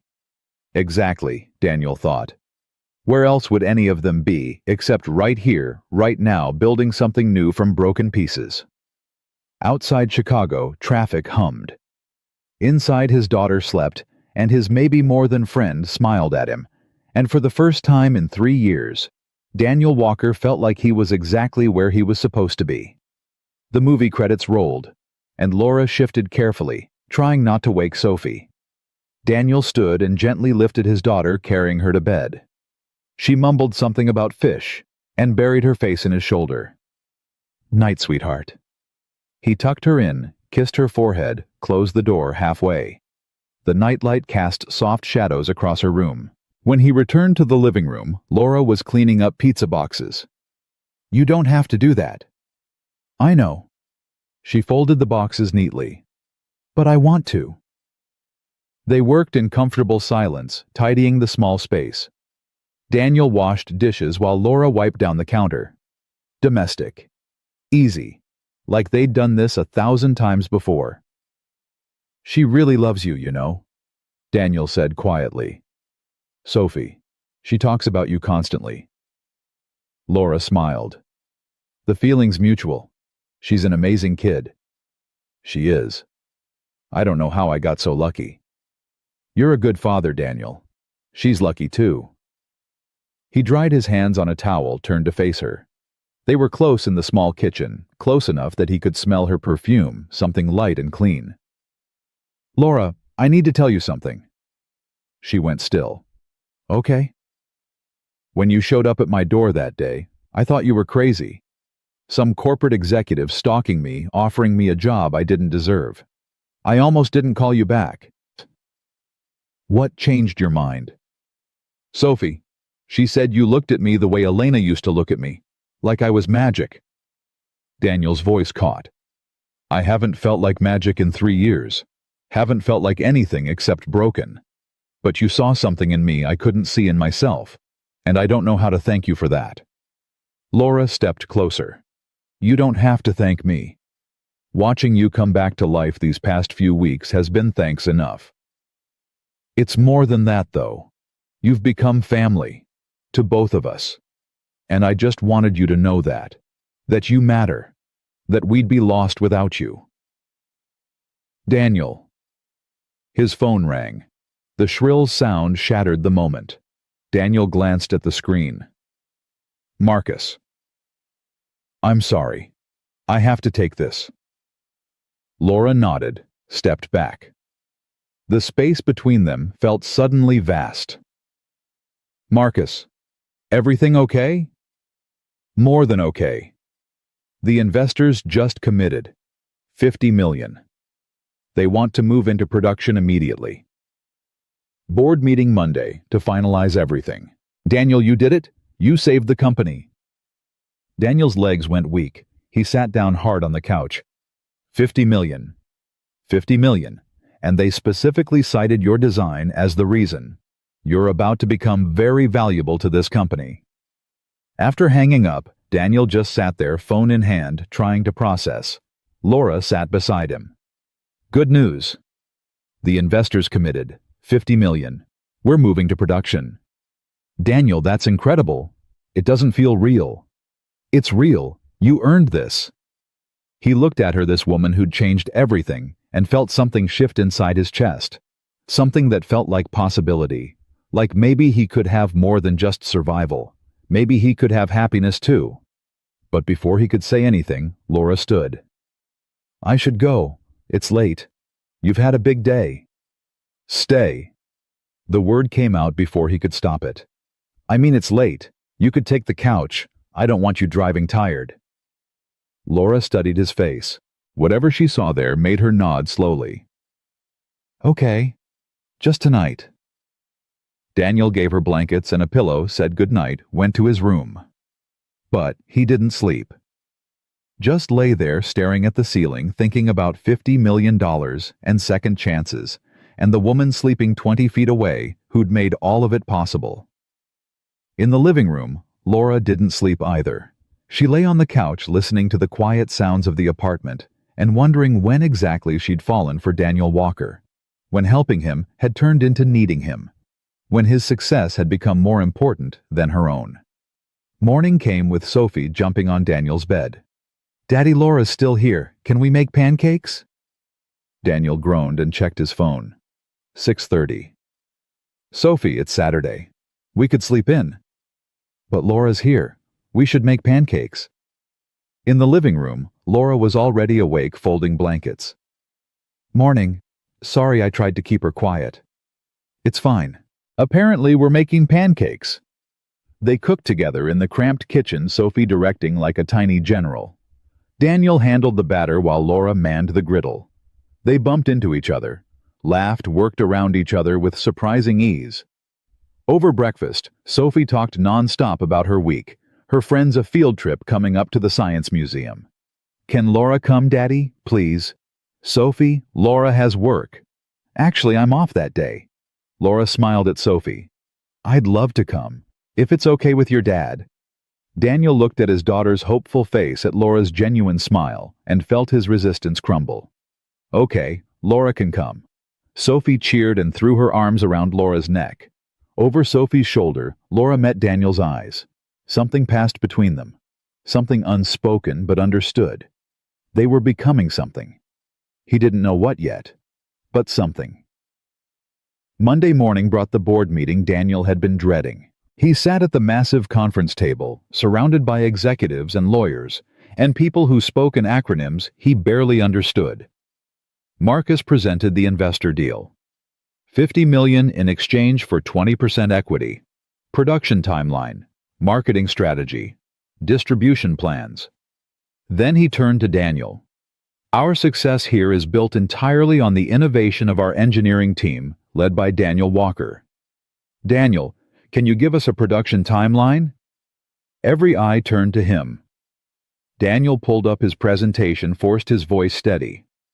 Initial production run in 8 weeks. Full-scale manufacturing in 6 months. We've streamlined the supply chain, identified backup suppliers for critical components, and built in quality control checkpoints at every stage. Questions came. Daniel answered them. Not always perfectly, but confidently. Like someone who knew his stuff because he did. At the end, the board voted unanimously to approve the deal. After the meeting, one of the board members approached Daniel. Harold Chen, 60-something, sharp eyes, reputation for being impossible to impress. Mr. Walker, that was an impressive presentation. Thank you, sir. I understand you left Summit Technologies 3 years ago. Personal reasons. Daniel's shoulders tensed. That's correct. I also understand your wife passed away. Cancer. I'm sorry for your loss. I appreciate that. Harold studied him carefully. My wife died 5 years ago. Heart attack. Sudden. No warning. I thought my life was over.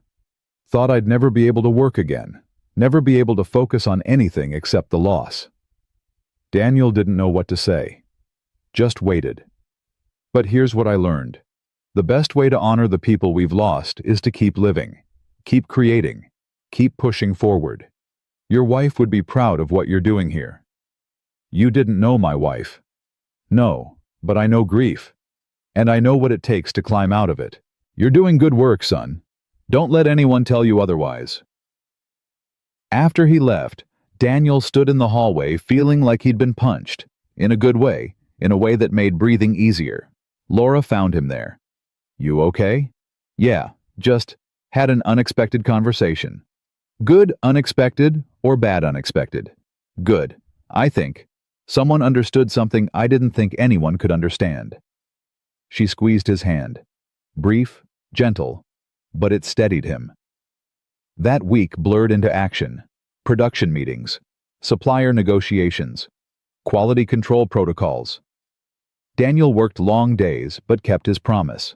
Home for dinner, bedtime stories, Sophie's school play where she had 3 lines as a tree and took it very seriously. Laura came to the play too, sat beside Daniel in the uncomfortable auditorium chairs, and clapped louder than anyone when Sophie delivered her lines perfectly. Afterward, they took Sophie for ice cream, celebrated her theatrical debut, laughed until their sides hurt when Sophie insisted trees should have more speaking parts. You were amazing, sweetheart, Daniel said.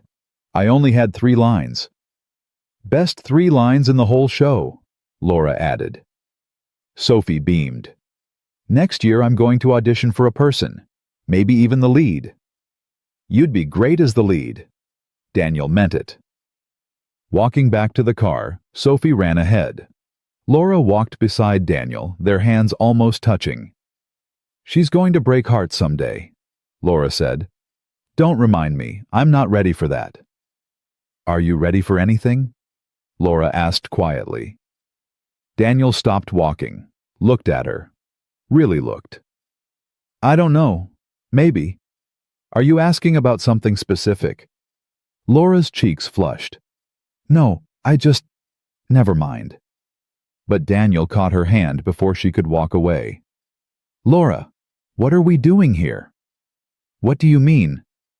I mean us, this, whatever this is, because it feels like more than friendship, more than gratitude, and I need to know if I'm imagining that or if you feel it too.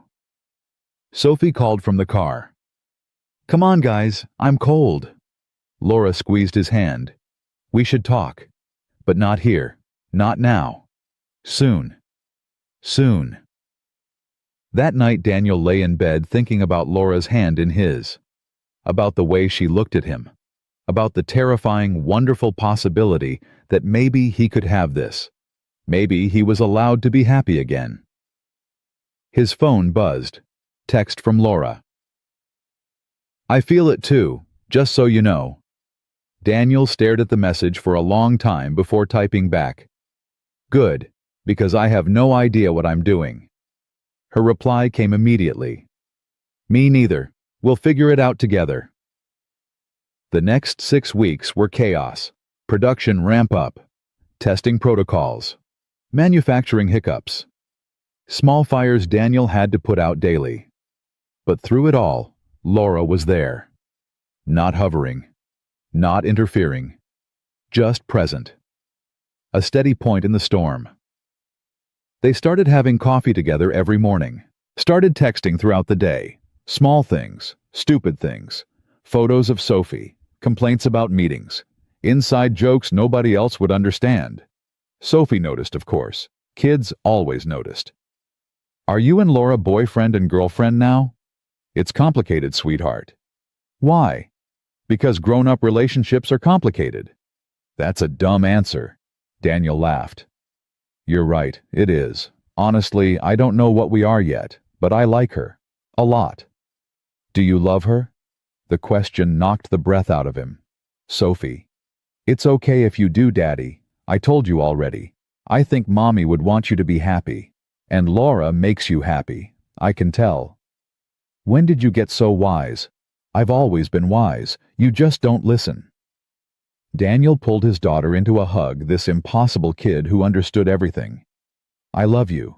You know that. I know. I love you too. Now can we invite Laura over for dinner again? I want to show her my science project.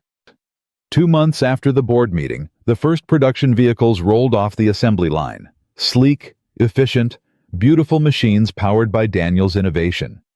The company threw a launch party. Press, investors, employees. Daniel stood with Tom watching the first car drive demonstration laps around a test track. "You did it," Tom said. "Actually did it. We did it, the whole team." "No, this was you, your vision, your design. Own it, Daniel." Marcus approached with champagne and a grin. "Gentlemen, I'd like to propose a toast. To Daniel Walker, the engineer who saved Harborline Motors, and to the future we're building together."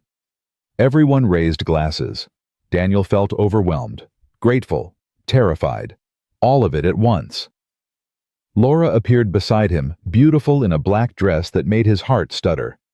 "You clean up nice," she said. "You too. I mean, you always look nice, but especially tonight." She laughed. "Smooth, Walker. Very smooth." "I never claimed to be smooth." "Lucky for you, I like awkward engineers." The party continued around them. Music, conversation, celebration.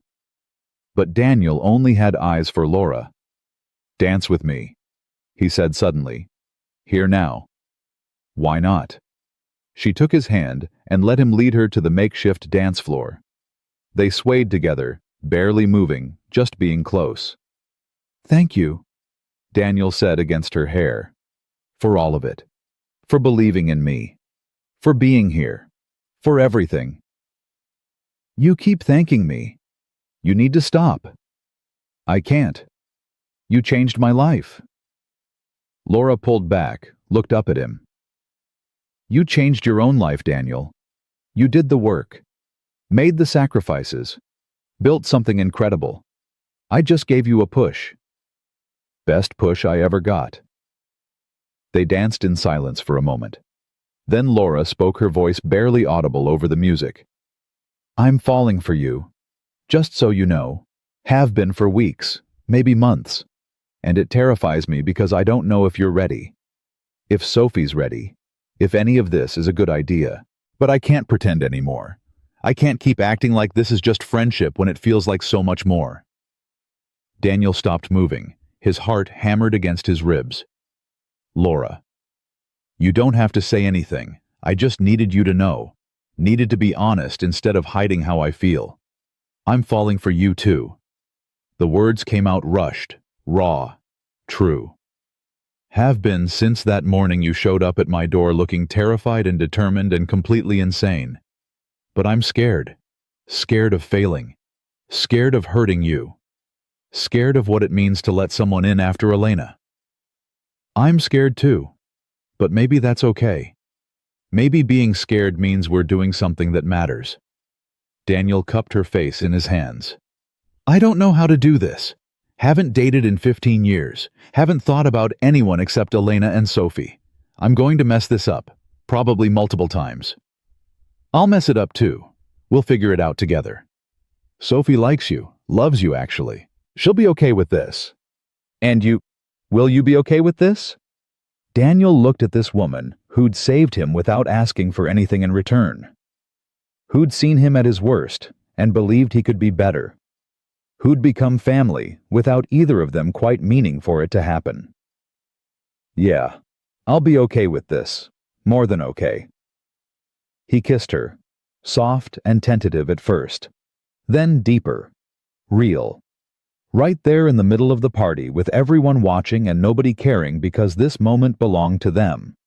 When they broke apart, Laura was smiling. "So, is this the part where we talk about what happens next?" "I think so. But can we do it tomorrow, when I'm not terrified and overwhelmed and completely out of my depth?" "Tomorrow works. But Daniel, we're doing this, you and me, really doing this." "Yeah. We are." The party wound down. Daniel found Sophie with Tom's kids playing some elaborate game involving toy cars and a lot of sound effects. She looked up when he approached. "Ready to go home, sweetheart? Can Laura come?" Daniel glanced at Laura, who'd followed him over. "Do you want to come?" "Always." In the car, Sophie chattered about the party, the cars, the food. But when they pulled up to the apartment, she went quiet. "Daddy, are you and Laura together now, like boyfriend and girlfriend?" Daniel met Laura's eyes in the rearview mirror. She nodded slightly. "Yeah, sweetheart, we are. Is that okay?" Sophie was quiet for a long moment, long enough that Daniel's chest tightened with worry. Then she unbuckled and threw her arms around both of them from the back seat. "Finally, I've been waiting forever for you guys to figure it out." Daniel laughed, relief flooding through him. Daddy, you're smart about cars and batteries and stuff, but you're really dumb about people." Laura cracked up. "She's not wrong. Thanks for the support." Inside the apartment, Sophie got ready for bed, while Daniel and Laura sat on the couch. Close, but not touching. Still figuring out how to be this new thing they'd become. "She took that well," Laura said. "She's been telling me for weeks that I should ask you out. Apparently I'm oblivious. Kids see things clearly sometimes." Sophie appeared in her pajamas, rabbit tucked under her arm. She climbed onto the couch between them. "Laura, can I ask you something?" "Of course, sweetie." "Are you going to be like a mom to me, because I don't really remember my real mom very much, and that makes me sad sometimes?" Daniel's throat closed. He started to speak, but Laura beat him to it. "Sophie, I will never try to replace your mom.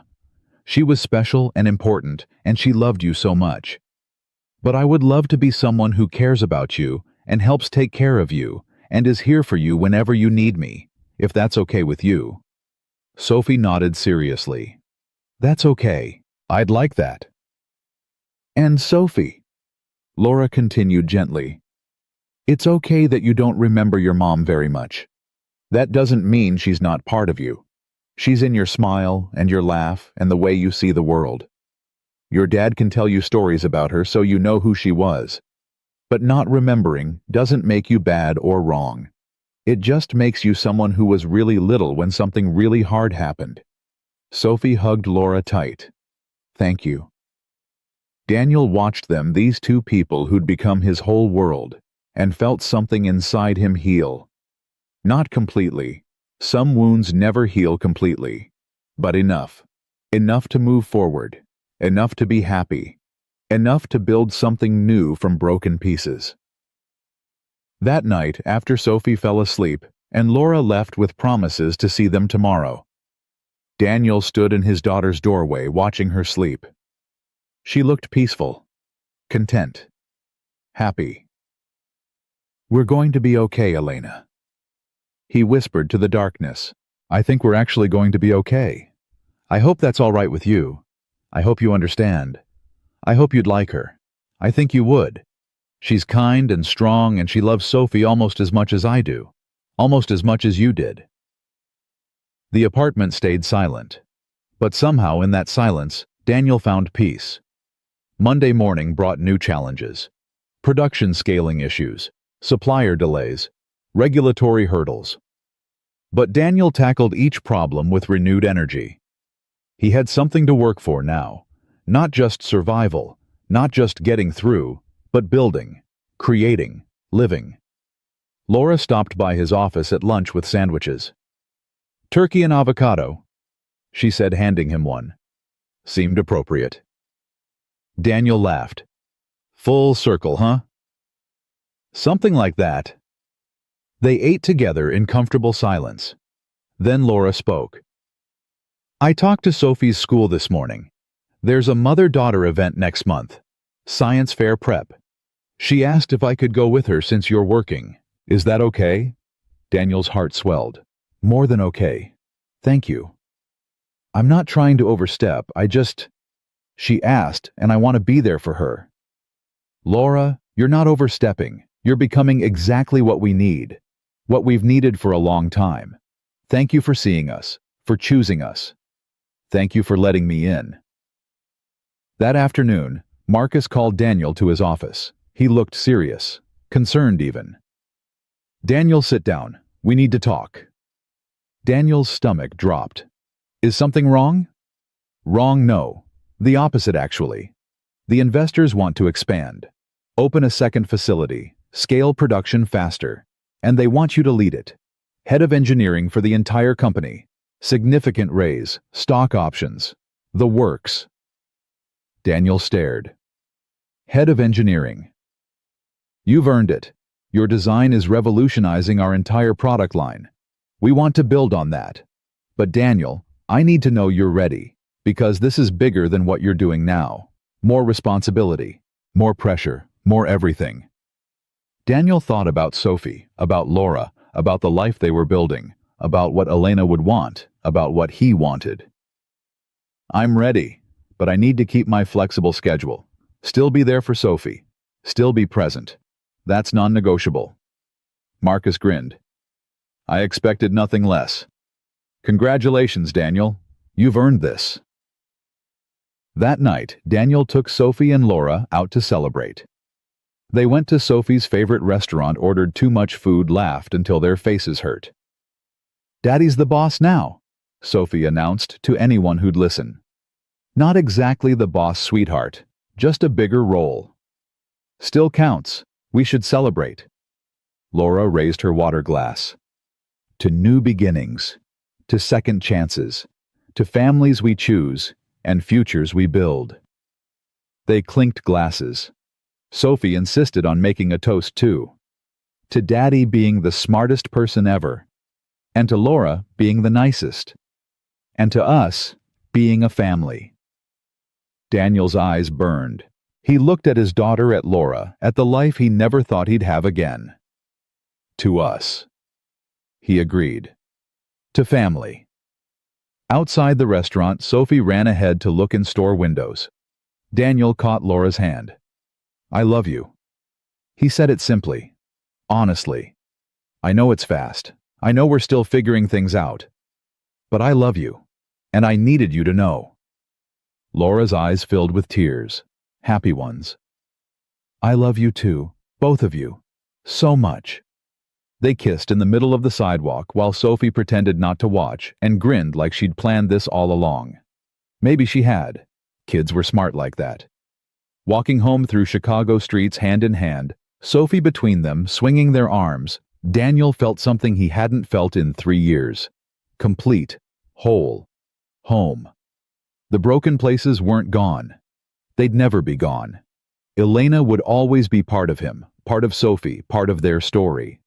But broken things could be beautiful too, could be transformed into something new and strong and worth holding on to. Daniel Walker had learned that lesson the hard way. But standing there with his daughter, and the woman he loved, watching traffic flow and life continue all around them, he was grateful for every hard moment that had led him here. To this. To them. To hope. To a future built from kindness and second chances and one sandwich that changed everything. 6 months passed like water through fingers, fast and slow at the same time. Each day bringing new challenges, new victories, new moments that stitched themselves into the fabric of their lives. Daniel's promotion changed everything and nothing. He worked longer hours but smarter, delegated better, trusted his team, and every single day he was home for dinner. Every single school event he was there. Every bedtime story, every morning pancake, every ordinary Tuesday that made up the architecture of Sophie's childhood. Laura moved in on a rainy Saturday in September, not officially, just gradually. A toothbrush appeared in the bathroom. Then clothes in the closet. Then her laptop on the kitchen table. Until one day, Daniel realized she'd been staying over more nights than not, and Sophie had stopped asking when Laura was coming home because Laura was already home. Is this okay? Laura asked one morning, folding laundry that had somehow become communal. Me being here so much, I don't want to rush things. Daniel wrapped his arms around her from behind. You're not rushing anything. You're exactly where you're supposed to be. Sophie's okay with it. Sophie told me last week that we should hurry up and get married already because she's tired of having 2 bedrooms for her stuff. Laura laughed. She said that she's very practical, gets it from her mother. Laura turned in his arms. Which mother? The question hung between them. Loaded. Important. Both, Daniel said softly. She got Elena's wisdom, and she's getting your strength, your kindness, your ability to see the best in people even when they can't see it themselves. Daniel, I mean it. You're raising her with me, teaching her, loving her. That makes you her mother too, if you want to be. Laura's eyes filled. I want to be, so much. But I never want to erase Elena. Never want Sophie to think. She won't. We talk about Elena all the time. I show her pictures, tell her stories. Elena's part of our family, always will be. But Laura, there's room for you too. In Sophie's heart. In mine. There's room for all of it. They held each other in the kitchen while coffee grew cold and morning light filled the small apartment. Outside, the city woke up. Inside, a family continued learning how to be whole. October brought unexpected news. The Industry Awards Committee announced their nominations for Engineer of the Year. Daniel's name was on the list. Top 3. The ceremony would be in December. Tom burst into Daniel's office waving his phone. Did you see? I saw. It's crazy. It's not crazy. It's deserved. Your design changed everything. Not just for us, but for the entire industry. Everyone's trying to copy what you did. They can't. Daniel allowed himself a small smile. I've got 4 more patents pending. We're 2 years ahead of anyone else. Exactly. Which is why you're going to win this thing. There are 2 other nominees, both with decades more experience. Neither of them revolutionized battery technology in their first year back in the field. You did. After Tom left, Daniel sat at his desk, staring at the nomination email. Engineer of the Year. Him. The guy who'd been fixing cars for sandwiches less than a year ago. The guy who'd thought his career was over. The guy who'd given up. Except he hadn't given up. He'd just been waiting for the right moment, the right person, the right reason to try again. He called Laura. Hey, you busy? Never too busy for you. What's up? I got nominated for Engineer of the Year. Silence. Then a squeal that made him pull the phone away from his ear. Daniel. That's incredible. Oh my God, when's the ceremony? What do you wear to something like that? We need to celebrate. Her excitement was infectious. Daniel found himself grinning. Ceremony's in December, and Laura, I want you and Sophie there, both of you, as my family. We wouldn't miss it for anything. That night, they told Sophie over dinner. She dropped her fork dramatically. You're going to be famous, Daddy. Not famous, just recognized. Same thing. Can I come? Please, please, please. Of course you can come. We'll get you a fancy dress. Make it a whole thing. Will there be dancing? Probably. Then Laura needs a fancy dress too, and you need a fancy suit. We're going to look amazing. Daniel exchanged glances with Laura across the table.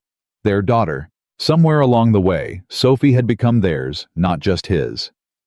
November arrived with cold wind and preparation. Daniel worked with his team to finalize 3 new battery designs, each one better than the last. The company was thriving, stock price climbing, competitors scrambling, everything Marcus had hoped for and more. But success brought pressure, offers from other companies, headhunters calling weekly. One competitor offered triple his salary to jump ship. Daniel turned them all down. You're sure? Marcus asked when Daniel told him about the latest offer. That's a lot of money, life-changing money. I've got everything I need here, a team I trust, a boss who gave me a chance when nobody else would, a company that lets me be present for my daughter. You can't buy that. You're a good man, Daniel Walker. I'm a man who learned what matters. There's a difference. The week before Thanksgiving, Sophie came home from school quiet. Too quiet. Daniel noticed immediately. What's wrong, sweetheart? Nothing. Sophie. She dropped her backpack and climbed onto the couch beside him. Emma asked me today if Laura was my new mom, and I said yes. But then I felt bad because I feel like I'm forgetting Mommy. I don't remember her voice anymore, or what she smelled like. And that makes me so sad. Daniel pulled his daughter close. Come here. I want to show you something. He led Sophie to his bedroom and pulled out a box from under the bed. Inside were photos, videos, Elena's favorite sweater, her perfume, little pieces of her they'd saved. Smell this. He handed Sophie the perfume bottle. She did, and her eyes went wide. That's Mommy. I remember now. And here. Daniel opened his laptop and played a video. Elena's voice filled the room. She was laughing at something off camera, her face lit up with joy. Sophie watched tears streaming down her face. She's so pretty. She was beautiful, inside and out. And Sophie, you look just like her. You have her smile, her laugh, the way you tilt your head when you're thinking. You are your mother's daughter. Nothing can change that. But I love Laura too. Is that okay? It's more than okay. It's perfect. You're allowed to love both of them. Love doesn't run out. It multiplies. The more people you love, the bigger your heart gets. Your mom would want you to love Laura. Would want you to have someone here who cares about you and helps take care of you. That's not betrayal. That's healing. Do you love Laura, Daddy? Like you loved Mommy? Daniel thought about the question. The real honest answer. I love Laura differently than I loved Mommy.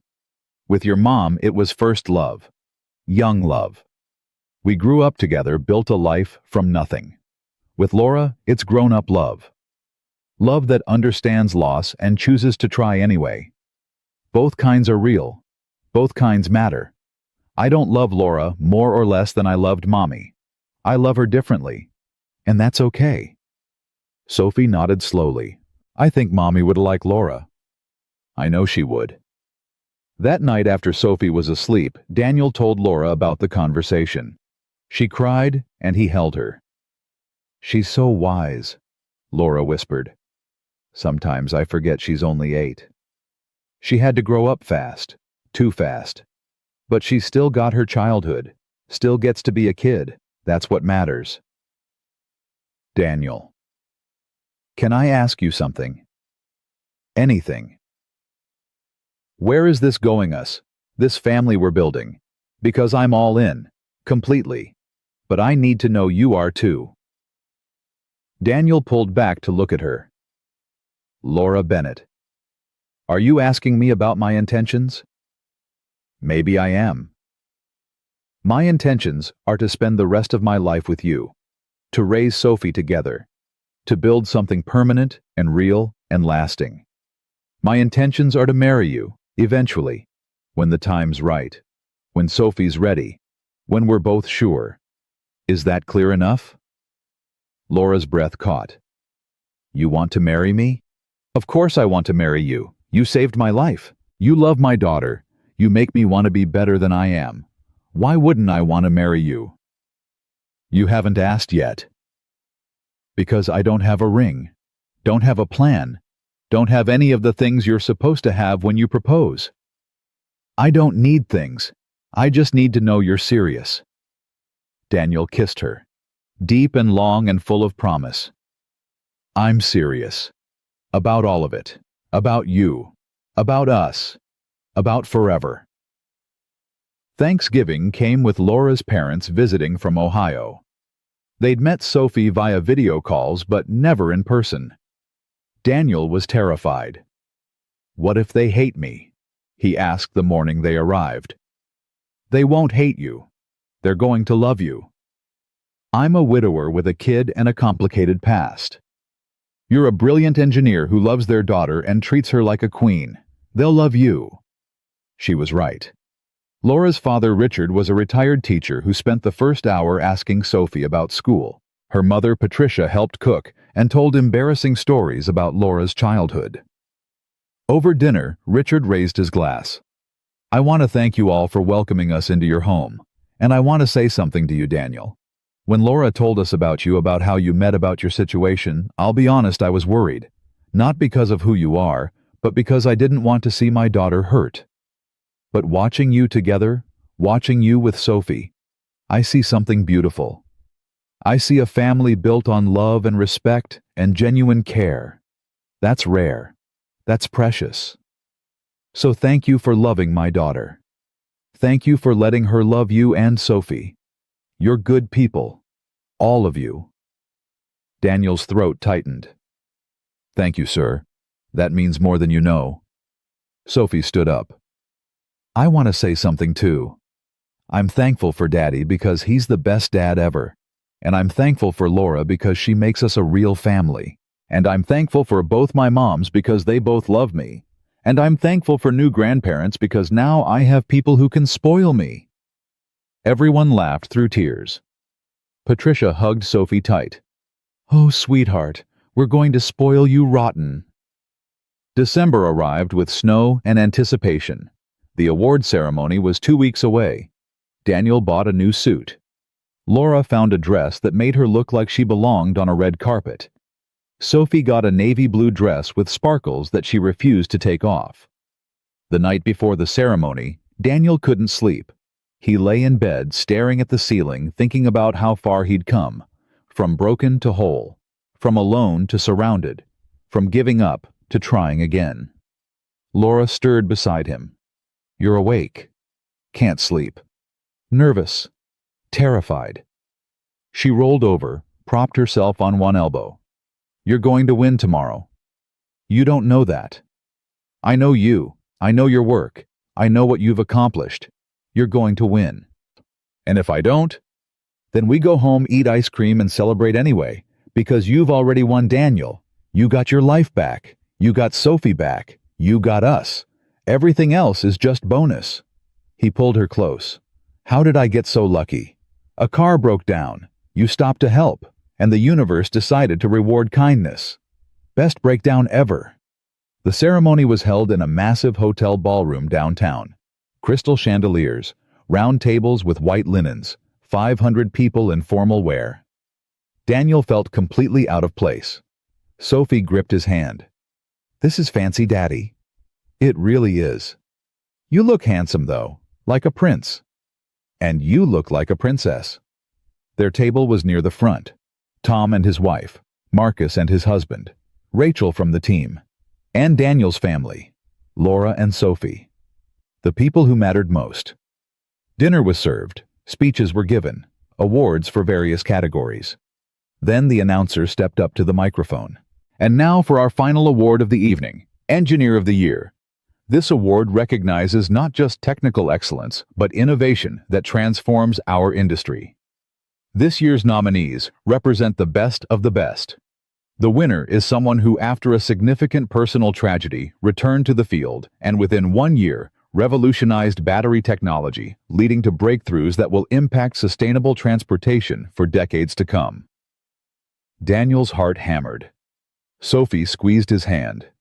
Laura smiled at him. The Engineer of the Year award goes to Daniel Walker of Harbor Line Motors. The room erupted in applause. Daniel sat there stunned. Sophie jumped up and down. Laura kissed his cheek. Go get your award. Daniel walked to the stage in a daze, shook hands with the presenter, accepted a crystal trophy that caught the light like a promise, stepped up to the microphone. 500 people stared at him, waiting. I don't have a speech prepared. Honestly, didn't think I'd win.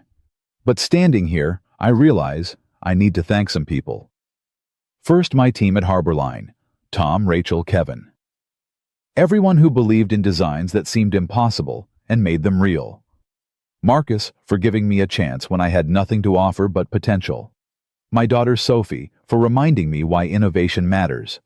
For showing me that building a better future isn't just about technology, but about leaving something good behind for the next generation. He found Laura in the audience. And Laura Bennett. A year ago, my car broke down on I-90. Laura stopped. She gave me a sandwich when I asked for nothing. Then, she tracked me down and offered me a job I didn't think I deserved.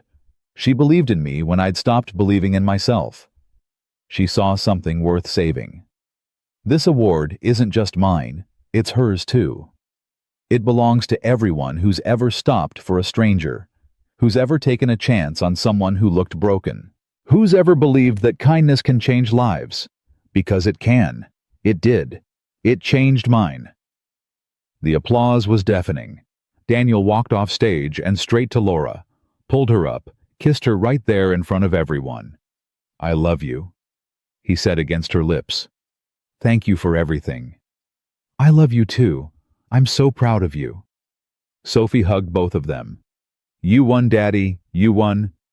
We won, sweetheart. All of us." The party afterward was a blur. Congratulations, photos, interviews. People Daniel had admired for years telling him they'd been following his work. It was overwhelming and wonderful and terrifying all at once. At midnight, they finally escaped. Laura drove, while Sophie slept in the back trophy held carefully in her lap, even in sleep. Daniel watched the city lights blur past and felt at peace. "You know what I want to do tomorrow?" he asked. "Sleep until noon. Make sandwiches, turkey and avocado, for Sophie's lunch." Laura laughed. "Full circle, huh?" "Something like that. One sandwich changed my entire life. Seems right to honor that." "You're a sentimental engineer, Daniel Walker." "I'm a grateful man who got a second chance at everything." The next morning, Sunday, they did exactly that. Made sandwiches together in the kitchen. Sophie helped spreading avocado very seriously. They packed 3 lunches, one for Sophie's field trip Monday, one for Daniel, one for Laura. "Why are we making so many?" Sophie asked. "Because sandwiches are important," Daniel said. "They're not just food, they're symbols. They represent kindness and generosity, and the idea that sometimes the smallest gestures have the biggest impact." "That's deep, Daddy." "I learned it from someone smart." They ate breakfast together. Pancakes because Sophie insisted it was still celebration time. Then they went to the park, played on the swings, fed ducks at the pond, did all the ordinary things that made life worth living. That afternoon, while Sophie played with friends, Daniel and Laura sat on a bench watching. "I've been thinking," Daniel said, about what you asked me, about where this is going, about intentions and plans in the future. And Daniel reached into his pocket and pulled out a small box. Laura's breath caught. "I don't have a big romantic gesture planned. No fancy dinner, no rose petals, just this moment, just honesty." He opened the box. Inside was a simple ring. Elegant. Perfect. "Laura Bennett, you saved my life in every way a person can be saved. You believed in me, loved my daughter, became family, made me want to try again. I can't promise perfect, can't promise easy, can't promise anything except that I will love you every single day for the rest of my life. Will you marry me?" Laura was crying. Happy tears. Overwhelmed tears. "Yes. Yes, of course. Yes." Daniel slipped the ring on her finger. It fit perfectly. They kissed while Sophie ran over, having noticed something was happening. "Did you ask her? Did you ask her?" "I asked her."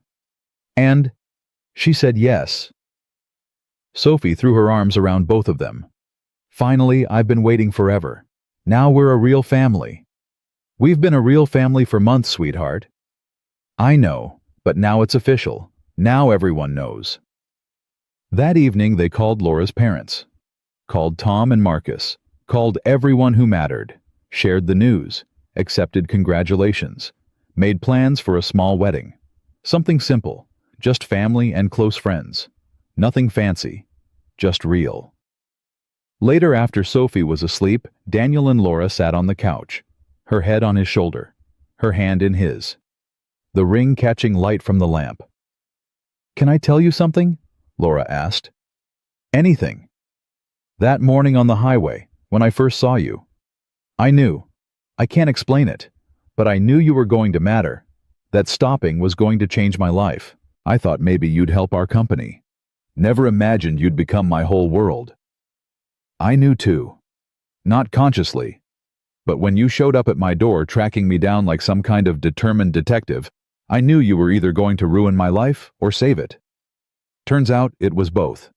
You ruined my careful, safe, small life, and you saved me from staying stuck in it forever. No regrets. Not a single one. They sat in comfortable silence. The apartment was quiet. Outside, the city lived and breathed. Inside, a family rested, healed, whole. Months passed. Spring arrived with cherry blossoms and wedding plans. They decided on May. Small ceremony in Laura's parents' backyard. Sophie as flower girl. Tom as best man. Laura's sister as maid of honor. 60 people. Simple vows. Real promises. The morning of the wedding, Daniel woke early. Couldn't sleep. Too much joy. Too much gratitude. Too much everything. He went to Sophie's room. She was awake too, staring at the ceiling. Big day, huh? He sat on her bed. The biggest. You're getting married. We're getting married. All three of us. We're becoming an official family. Were we not official before? We were official in our hearts. Today, we're official in the eyes of the world. Sophie sat up. Daddy, can I tell you something? Always. I'm happy. Really, really happy. But sometimes I feel guilty for being happy. Like I'm forgetting Mommy. Like being happy means she doesn't matter anymore. Daniel pulled his daughter close. Sophie, your Mommy gave me you. The greatest gift I've ever received. And I think she'd want us to be happy. I think she'd want us to find joy and love and family even after losing her. Being happy doesn't erase her. It honors her. It says that the love she gave us was strong enough to help us heal, strong enough to help us try again. That's not forgetting. That's remembering in the best way possible. You think she'd like Laura? I know she would. They're both strong, kind, smart women who saw something in me worth believing in. They're both people who make the world better just by being in it.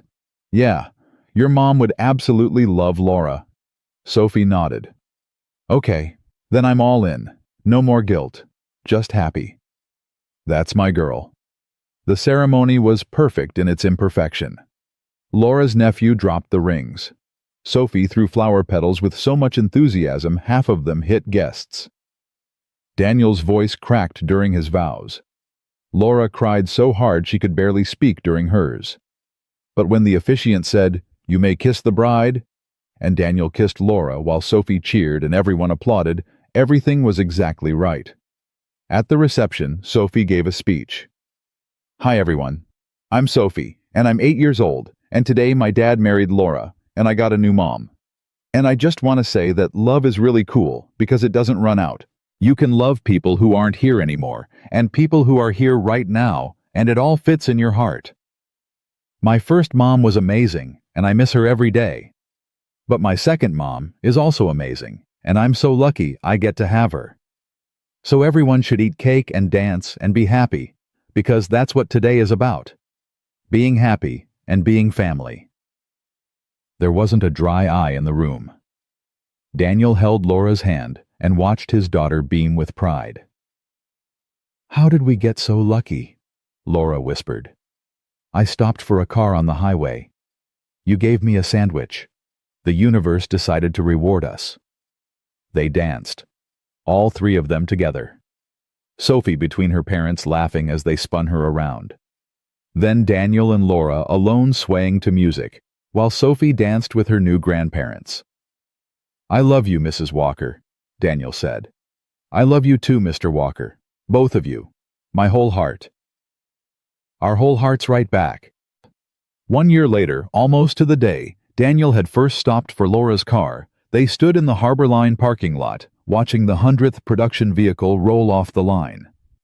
Sophie was there 9 years old now and obsessed with becoming an engineer like her dad. Daddy, when I grow up, can I design cars? You can design anything you want, sweetheart. Rockets, buildings, robots, whatever makes you happy. I think I want to design something that helps people, like you did. Laura wrapped her arm around Daniel's waist. She gets that from you. The wanting to help. She gets it from both of us, from all her parents, from everyone who's shown her that kindness matters. Marcus walked over with a photographer. Family photo for the company history. They posed together. Daniel, Laura, and Sophie. 3 people who'd found each other in the most unexpected way. 3 people who'd built a family from broken pieces and second chances. The photographer snapped pictures. Then Sophie ran off to explore the factory floor with Tom's kids. Laura and Daniel stood together watching the production line. "You know what's wild?" Daniel said. "A year and a half ago I was fixing cars for sandwiches. Had no hope, no plan, no future. Now I've got all of this. The job, the family, the life I thought I'd lost forever." "You didn't lose it. You just had to wait for the right moment to find it again." The right moment, the right person, the right turkey and avocado sandwich. Laura laughed. "Are you ever going to let the sandwich thing go?" "Never. That sandwich changed my life. I'm going to tell that story to our grandkids." Our grandkids? Eventually, way down the road, when Sophie's grown and settled and ready to make us feel old. I like the sound of that. Grandkids. Growing old together, all of it. Me too. They stood there watching cars being built, watching the future take shape, watching their daughter explore with curiosity and joy. And Daniel thought about how far he'd come, from broken to healing, from alone to surrounded, from survival to living. All because of a breakdown that wasn't really a breakdown at all. All because of a woman who saw someone struggling and decided to help. All because of a sandwich and a second chance and the belief that kindness could change everything. And it had. It really had. That night after Sophie was asleep, Daniel found Laura in the kitchen making sandwiches for the next day's lunches. He wrapped his arms around her from behind. "You know what I was thinking?" "What?" "We should make this a tradition. Every week, make sandwiches together. Turkey and avocado. Remember where we came from. Remember what matters." Laura turned in his arms. "You're such a sentimental engineer." "I'm a man who understands the value of small gestures. Who knows that sometimes the smallest acts of kindness ripple out in ways we never expect. One sandwich, one moment of generosity, and look what it built. A family, a life, a future. All of it." Daniel kissed her softly. "All because you stopped. All because you were worth stopping for." They finished making sandwiches together in the quiet kitchen. Outside, Chicago lived and breathed and continued its endless motion. Inside, a family that had been broken and lost and wandering had found its way home.